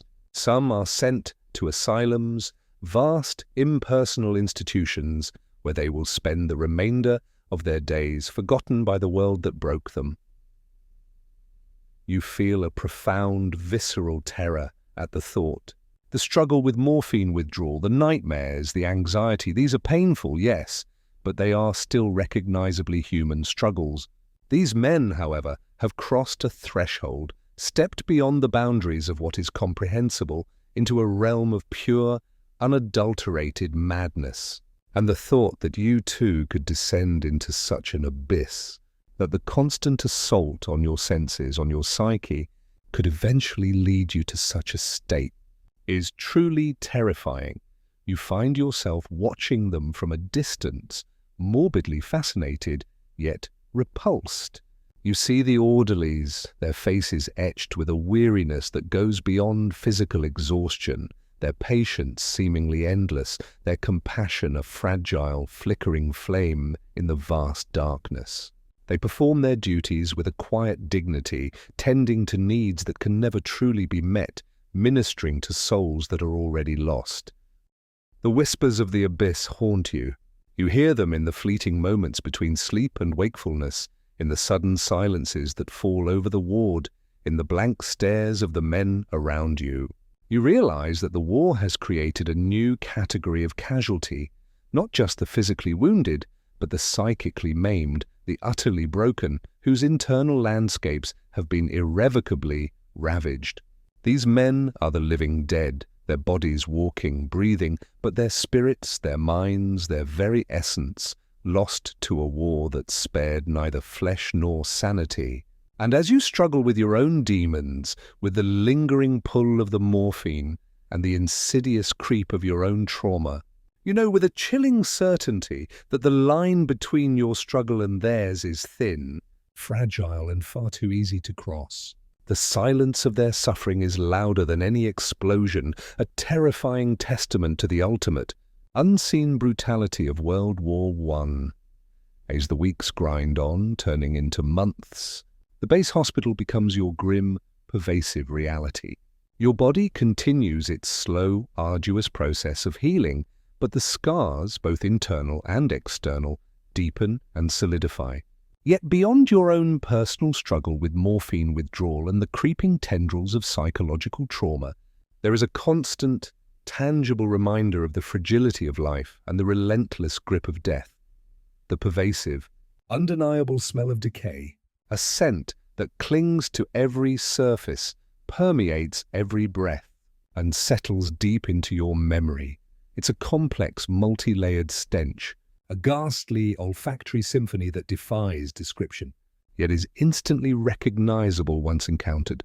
At its heart is the cloying, sickly, sweet aroma of gangrene, of flesh dying and putrefying, an odor that is unique in its horror. It is often accompanied by the sharper, more pungent tang of pus, of infection brewing beneath layers of bandages, a festering wound becoming a battlefield unto itself.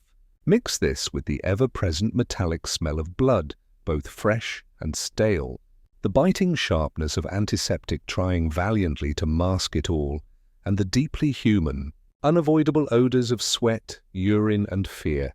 And you begin to approximate the air you breathe in the wards. This smell is everywhere. It rises from the beds of men whose wounds refuse to heal, whose broken bones refuse to knit, whose bodies are losing the silent, desperate battle against invisible enemies.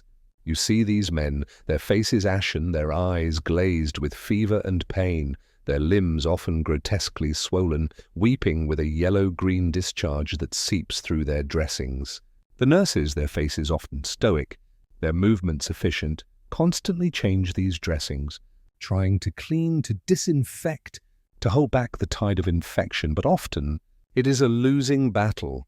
You watch as the orderlies move through the wards, pushing carts laden with fresh bandages, clean linen, and buckets filled with soiled, blood-stained dressings.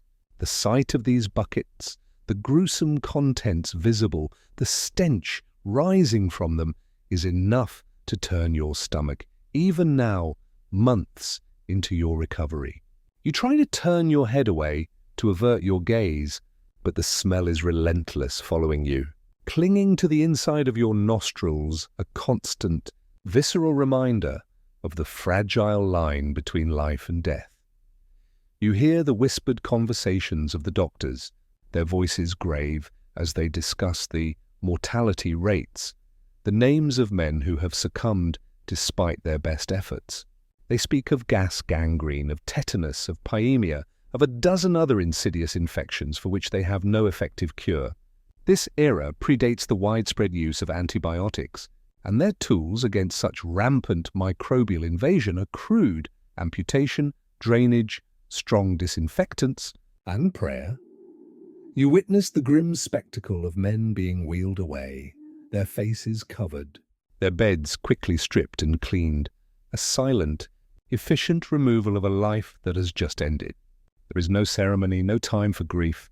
The relentless flow of wounded from the front means that every bed must be made ready for the next arrival, another broken body to fill the void. The swiftness of these removals is chilling, a stark reminder of your own precarious existence, a silent promise that one day, you too, might be just another body to be quickly disposed of, another statistic in the war's terrible ledger. The despair that this constant exposure breeds is almost as pervasive as the smell of decay. It's not an overt, loud despair, but a quiet, insidious one that seeps into the very fabric of the ward. You see it in the sunken eyes of the nurses, in the stoic, tired faces of the orderlies, in the defeated slump of the other patients. There's a sense of helplessness, a profound understanding that despite all efforts, despite all the pain endured, death is an ever-present, often victorious adversary. You feel it in yourself too. The struggle to fight off the longing for morphine, the battle against the creeping paranoia and nightmares, the physical discomfort of recovery. All this is overlaid with a profound existential weariness.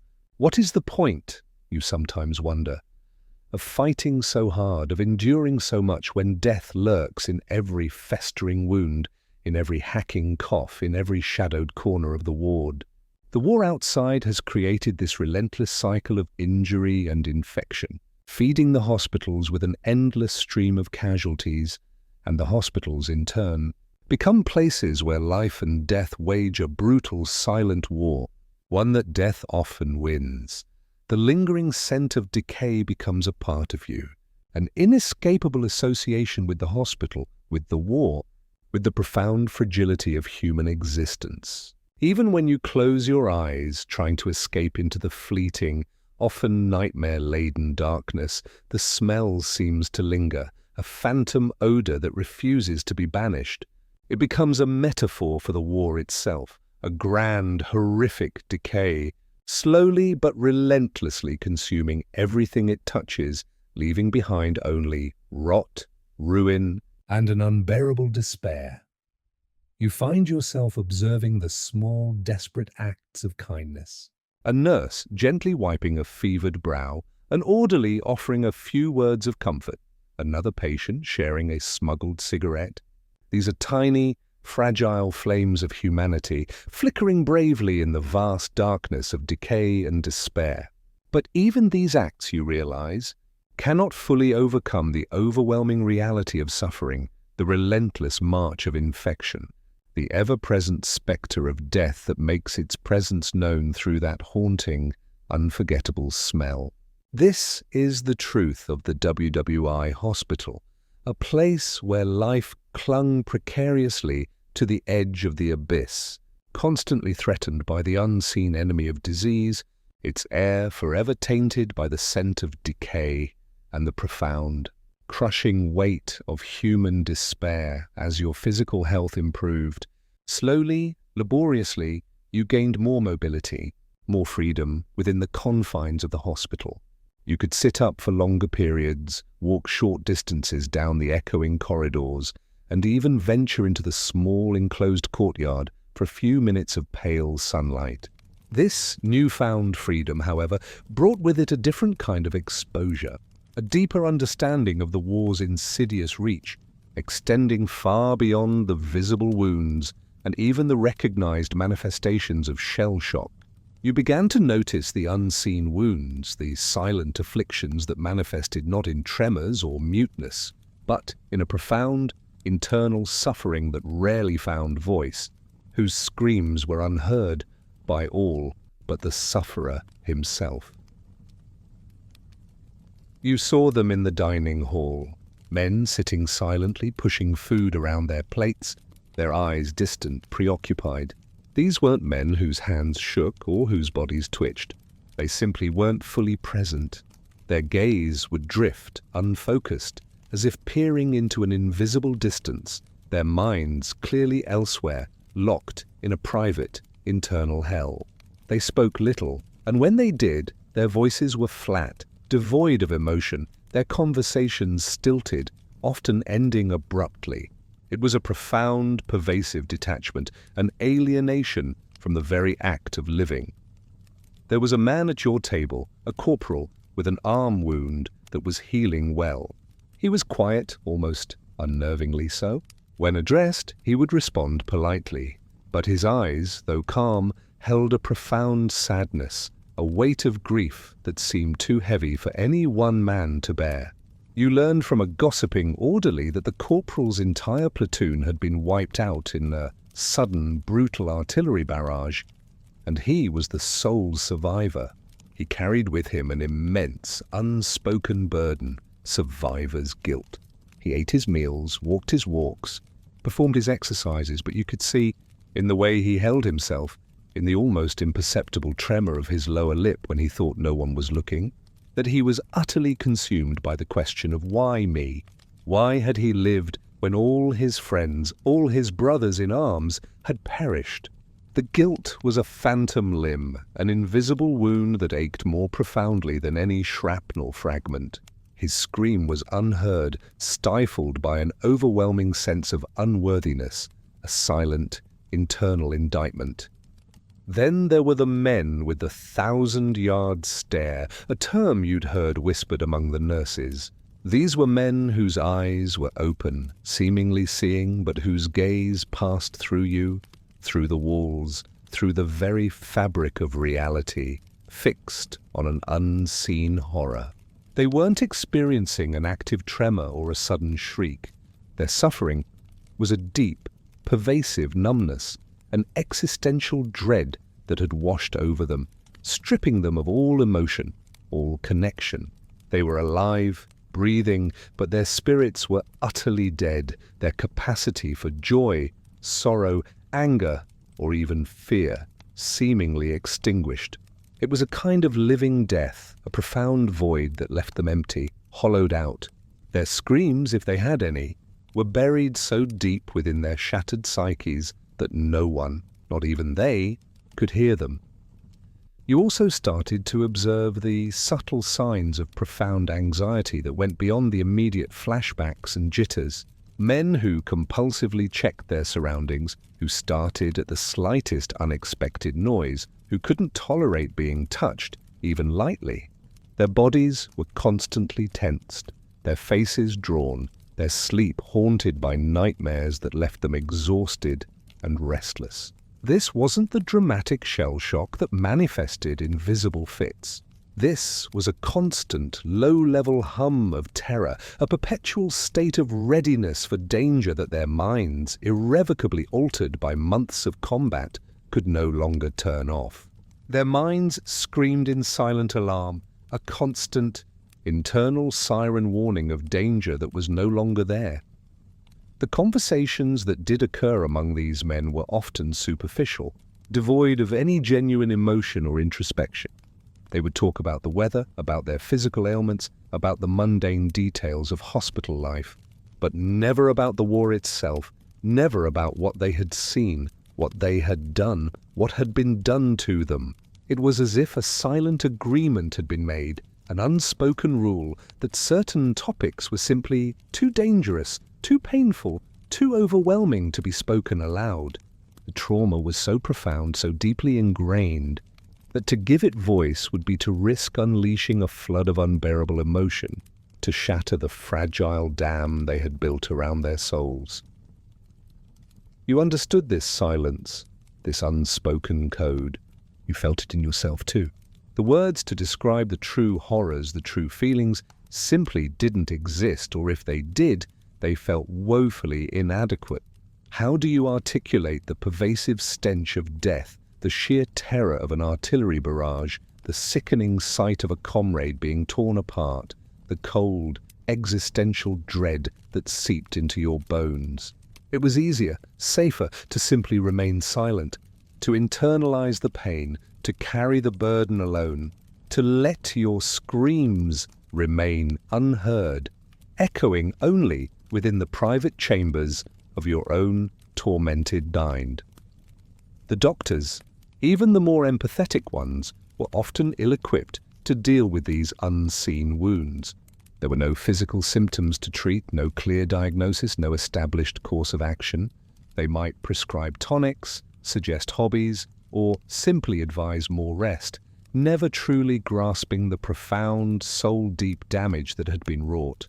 These men, with their silent suffering, were often discharged, sent home to families who would struggle to understand their withdrawn demeanor, their lack of emotion, their haunted eyes. They were expected to simply get on with it, to return to normal. As if the war had not fundamentally, irrevocably altered the very core of their being. You realized with a profound sadness that these unseen wounds, these unheard screams, were perhaps the most tragic casualties of all. They were the men who survived the physical onslaught, who navigated the immediate chaos of shell shock, but who were left with a permanent internal disfigurement, a profound alteration of their spirit. They carried the war within them, a silent, relentless enemy that would continue to wage its battle long after the last shot was fired, long after the last bandage was changed, and their silent suffering, their unheard screams, would echo down through the generations, a chilling testament to the war's ultimate, invisible brutality, a legacy of profound, internal despair that defied all medical understanding and defied all simple cure. In the chaotic, brutal landscape of the World War I hospital, amidst the unending waves of broken men, there existed another group, largely unsung, whose resilience and suffering often went unacknowledged: the nurses. You observe them daily, these women who moved with a grace born of exhaustion, their crisp white uniforms a stark, almost ethereal contrast to the grime and blood and despair that surrounded them. Their faces, often young, were prematurely etched with lines of fatigue. Their eyes, once bright with youthful optimism, now held a deep, profound weariness, a knowledge of suffering that few outside these walls could ever comprehend. They were the constant, unflinching witnesses to hell, day in and day out. While the doctors rotated, while the orderlies sometimes managed to steal a moment of respite, the nurses were the enduring presence, always there, always tending, always enduring. Their shifts were endless, often 18 hours or more, interrupted only by brief, snatched moments of sleep in crowded, damp quarters, often just a cot in the corner of a less active ward. The physical demands were immense, lifting heavy wounded men, scrubbing floors, sterilizing instruments, constantly moving, constantly working. You see them pushing heavy carts laden with dressings, buckets of antiseptic and fresh linen. Their hands, you notice, are raw, chapped, often stained despite endless washing, testament to constant contact with blood, pus, and harsh chemicals. They move with a quiet efficiency, their movements precise, economical, honed by constant repetition. There is no room for hesitation, no time for squeamishness. They perform tasks that would make the strongest man falter. Cleaning gangrenous wounds, emptying bedpans, witnessing amputations, cradling dying men in their arms. Their compassion is a fragile, flickering flame in the pervasive darkness, yet it burns with an unwavering intensity. You see it in the gentle touch as they adjust a pillow, in the soft murmur of comfort offered to a man writhing in pain, in the patient, steady hand that holds a cup of water to parched lips. They are mothers, sisters, comforters, offering a semblance of humanity in a place where humanity is constantly under siege. You witness them speaking words of encouragement, listening patiently to the fevered ramblings of a shell-shocked soldier, or simply sitting in silence, offering a calming presence to a man grappling with his final moments. But their role is not merely one of gentle solace. They are also stern, disciplined, capable of commanding order in a chaotic environment. Their voices, though often soft, carry an authority that brooks no argument. They manage supplies, organize the wards, oversee the orderlies, and often assist the surgeons in their gruesome work, their hands steady, their gaze unflinching. Even when confronted with the most grotesque of injuries, They are the backbone of the hospital, the essential, tireless machinery that keeps the entire desperate enterprise running. You also catch glimpses of their personal toll. In rare moments, when they believe themselves unobserved, you see the mask of professional stoicism slip. You see the flash of raw grief in their eyes as another man is wheeled away, silently, forever. You see the momentary slump of their shoulders, the deep, shuddering sigh as they lean against a wall for a precious few seconds of rest. Their faces pale, their eyes shadowed with an exhaustion that goes beyond the physical. touching something deep in the soul. You hear them sometimes, softly weeping in a darkened corner of the ward, or catch the sound of a stifled sob from behind a screen. Quickly suppressed, quickly replaced by the mask of professional calm. They, too, suffer from the unseen wounds. They witness the horrors of the war firsthand, but unlike the soldiers, they are not allowed the camaraderie of shared fear and aggression. Their role is to absorb the suffering, to be the steady anchor in a sea of pain, to remain calm and collected when all around them is chaos. This constant exposure to raw human agony, this relentless proximity to death and dismemberment, takes its own profound toll. They, too, will carry the nightmares, the flashbacks, the profound anxieties, the existential weariness long after the war is over. Their compassion, while a source of strength for the men, also leaves them vulnerable, absorbing the trauma of others into their own already strained psyches. You see them in their small, shared breaks, huddled together, sharing weak tea and stale biscuits. Their conversation often light, almost flippant, a desperate attempt to create a fragile barrier against the horrors they witness. But even then you can see the underlying tension, the profound exhaustion, the shared understanding of the unspeakable realities they face every day. They are united by their common experience, a sisterhood forged in the crucible of suffering, a silent acknowledgement of the immense burden they carry. They administer the morphine. Too, their hands steady, their faces devoid of judgment. They know its power both for good and for ill. They see the blessed relief it brings, the temporary peace in a world of torment. But they also see the desperate craving, the insidious addiction, the struggle of men trying to break free from its grip.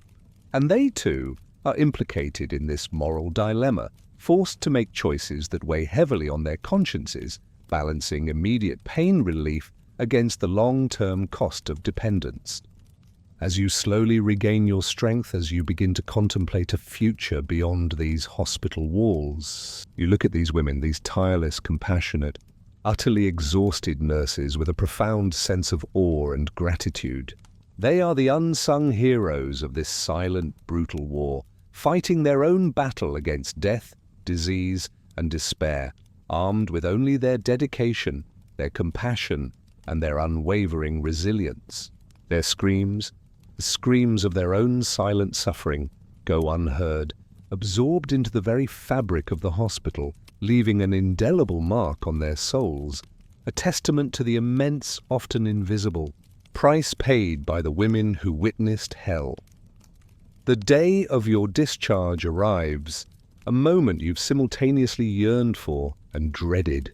The hospital, for all its horrors, has become a familiar, albeit grim, sanctuary, a buffer between you and the bewildering, changed world outside. You are given a new, relatively clean uniform, a small medical packet with instructions for your continuing recovery, and a terse farewell from a weary doctor. There's no fanfare, no celebration, just a quiet, almost dismissive ushering out into the pale, indifferent sunlight. You are, for all intents and purposes, cured, or at least deemed fit enough to be no longer a burden on the war effort's precious medical resources. But as you step outside the imposing gates of the base hospital, a profound sense of disquiet settles over you. The world, which you had once longed to return to, feels alien, jarringly bright, overwhelmingly loud. The sounds of civilian life, the rumble of carts, the chatter of voices, the distant laughter of children are not soothing but abrasive, an assault on senses still hyper-tuned to the muted hum of suffering. The air, though free of the pervasive hospital odors, feels thin, strangely empty. You feel exposed, vulnerable, stripped of the strange camaraderie of shared pain. You are no longer a soldier on the front, nor a wounded man in a hospital bed. You are a civilian again, technically, but you know with a chilling certainty that you can never truly be the man you were before. The war, the wounds, the morphine, the madness, they have all left an indelible mark, a series of lingering echoes that will reverberate through every fiber of your being for the rest of your days. Your physical scars are obvious. The puckered, Angry line on your side where the shrapnel tore through. a constant, tangible reminder of your brush with death. But there are other unseen scars. Your body still bears the faint tremors, especially when you are tired or stressed, a ghost of the shell shock you witnessed in others. Your sleep remains elusive, haunted by the vivid, terrifying nightmares that drag you back to the trenches, to the screams, to the endless mud, leaving you exhausted and emotionally drained upon waking. The slightest sudden noise makes you flinch, your heart leaping into your throat, your muscles coiling in preparation for a threat that never materializes. The craving for morphine, though no longer a physical agony, remains a dull, persistent ache in the background of your mind. You catch yourself thinking of it, of the blissful oblivion it offered, particularly during moments of heightened anxiety or profound despair. You see others, men discharged before you, who are clearly still in its thrall, their eyes vacant, their movements sluggish, their lives revolving around the desperate search for the next dose. You wonder how many of them, lacking the hospital's attempts at weaning, will simply replace one addiction with another, falling prey to the dark allure of laudanum or other opiates, readily available from unsuspecting chemists or shady back alleys. The war, you realize, has created a generation of addicts, a silent epidemic of men forever chained to the drug that once offered them salvation. The madness, too, lingers, not the overt, dramatic madness of the truly shattered, but a quiet, insidious form of it, a profound detachment from the ordinary joys and sorrows of life, a pervasive sense of melancholia, an inability to connect with the simple pleasures that once defined your existence. You find it difficult to laugh, to truly feel joy, your emotions dulled, muted, as if filtered through a thick pane of glass. The world once vibrant now seems pale, washed out, lacking intensity. You feel an inexplicable anger, an irrational irritability that flares up without warning, Often directed at those closest to you. those who try, with genuine love and concern, to understand what you've been through, but they cannot understand. How could they? They haven't seen what you've seen, felt what you've felt. You try to talk about it, about the war, about the hospital, about the horrors, but the words feel inadequate, hollow, incapable of conveying the brutal truth. You see the polite, blank stares, the subtle shift in their eyes, the nervous glances exchanged among your family and friends. They don't want to hear it. They want the old you back, the pre-war you, the one who laughed easily, who carried no visible scars, no haunting shadows in his eyes. And you in turn retreat further inward, building walls around your experiences, your emotions, your memories, until you become a stranger in your own home, a ghost among the living. The profound sense of isolation, which began in the hospital ward, intensifies upon your return. You are surrounded by people, yet you feel utterly, profoundly alone, separated by an unbridgeable chasm of experience. You carry the war within you, a private, personal hell that no one else can see, no one else can truly comprehend. The faces of your dead comrades, the screams of the wounded, the smell of decay, the fleeting bliss of morphine. These are your constant companions, the lingering echoes that define your new reality. You look at the innocent faces of children, at the vibrant normalcy of everyday life, and feel a profound sense of loss. A chilling understanding that your innocence, Your capacity for simple, uncomplicated happiness. has been irrevocably shattered. The world has moved on, but you are stuck, a prisoner of your memories, a veteran of a war that continues to rage within the deepest, most intimate confines of your own mind. The physical wounds have healed, but the scars they leave, coupled with the profound, unseen damage of morphine's embrace and madness's grasp, will be a part of you forever, whispering, echoing, reminding you of the man you once were and the man you have become. This is the true legacy of the Great War, a generation of men forever marked, forever haunted by the lingering echoes of hell. The passage of time, while it softens the sharpest edges of memory, never truly erases the profound imprints left by the war, by the hospitals, by the morphine, and by the madness. You grow older, the hair at your temples grays and the lines on your face deepen, but the scars, both visible and invisible, remain. Your wound, the physical manifestation of that shrapnel's kiss, often aches with the changing weather, a constant, tangible reminder of the body's enduring vulnerability, a personal barometer of past trauma. But the true battle, the one that continues to echo loudest in the quiet moments of your life, is the one waged within the confines of your own mind and spirit. The nightmares, though perhaps less frequent, never fully disappear.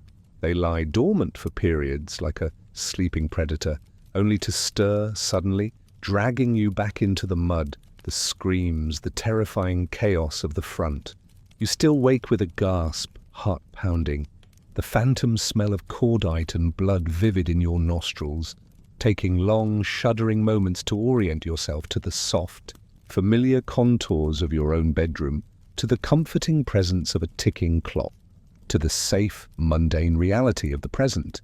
The vigilance, too, remains.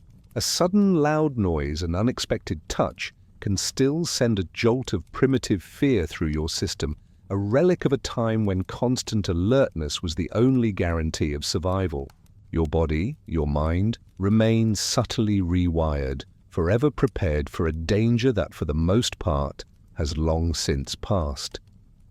The struggle with morphine's lingering ghost is a lifelong one. You learn to live with the craving, to recognize its insidious whispers, to fight its seductive promises of oblivion. You witness with a profound sadness the fates of many of your comrades, men who succumbed to its siren song, whose lives became a desolate landscape of addiction, their bodies ravaged, their minds dulled, their futures stolen by the very drug that once offered them solace. You carry within you a quiet pride for having broken free, for having resisted its ultimate tyranny, but also a deep understanding of its power, a chilling empathy for those who were unable to escape its chains. The war, you realize, left a legacy of chemical dependency, a generation of men forever grappling with the shadow of the poppy. The madness, the shell shock, the profound psychological toll, this too evolves but never truly vanishes. The moments of profound detachment, the pervasive melancholia, the difficulty in forming deep emotional connections, these become part of your character, shaping the man you become. You learn to wear a mask, a veneer of normalcy, to navigate a world that struggles to understand the invisible wounds you carry. You find solace in quiet moments, in solitary pursuits, in the company of those few who, through their own experiences, understand the unspoken language of trauma. You see other veterans, their faces etched with a similar weariness, and in their eyes you recognize a shared history, a mutual understanding that transcends words. a silent acknowledgement of the war's enduring psychological scars. The war forced humanity to confront the fragility of the mind, to grapple with a new kind of suffering that defied easy explanation or cure, and its impact would ripple through the nascent fields of psychology and psychiatry for decades to come. As the years pass, as new conflicts arise and fade, you begin to see the profound impact of World War I, Not just on individual lives like yours. but on the very fabric of society, on medicine, on our understanding of human nature. The hospitals, those grim, chaotic crucibles of suffering, became laboratories of desperate innovation. The surgeons, the nurses, the doctors, they learned, they adapted, they pushed the boundaries of medical knowledge in the face of unprecedented challenges. The sheer scale of trauma, both physical and mental, forced new approaches to wound care, to surgical techniques, to the very concept of psychological care. The war, in its brutal way, accelerated medical progress, forcing a reckoning with the realities of modern warfare's devastating power. You look back, not with fondness but with a profound, weary understanding. The World War I hospital was more than just a place of healing. It was a microcosm of the war itself, a brutal, unforgiving environment where life and death waged a constant, relentless battle. It was a place where humanity was stripped bare, where the raw edges of existence were exposed, where pain and suffering were the universal currency. It was where men confronted their own mortality, their own fragility, their own capacity for both immense resilience and profound brokenness. And you, a survivor of that scarred world, carry its echoes within you. The smells, the sounds, the sights, the feelings, they are woven into the tapestry of your life, a constant, subtle reminder of the profound transformation you underwent. But you also carry the resilience, the quiet strength forged in that crucible of suffering. You learn to endure, to adapt, to find flickers of humanity in the darkest of places. You stand as a living testament to a generation that witnessed unimaginable horror, that grappled with morphine's alluring tyranny and madness's relentless grip, and that somehow, against all odds, found a way to carry on. The dawn, though it breaks over a scarred world, still brings with it the promise of a new day. And as you watch the light spread across the horizon, you know that while the war may have left its indelible mark, while its echoes may never fully fade, you, the survivor, the witness, have emerged from the abyss forever changed, forever bearing the quiet, profound wisdom of a world that wrestled with its own dark soul and fought in its hospitals a desperate, valiant battle for sanity and for life itself. And in that quiet understanding, there is a profound, if melancholic, peace.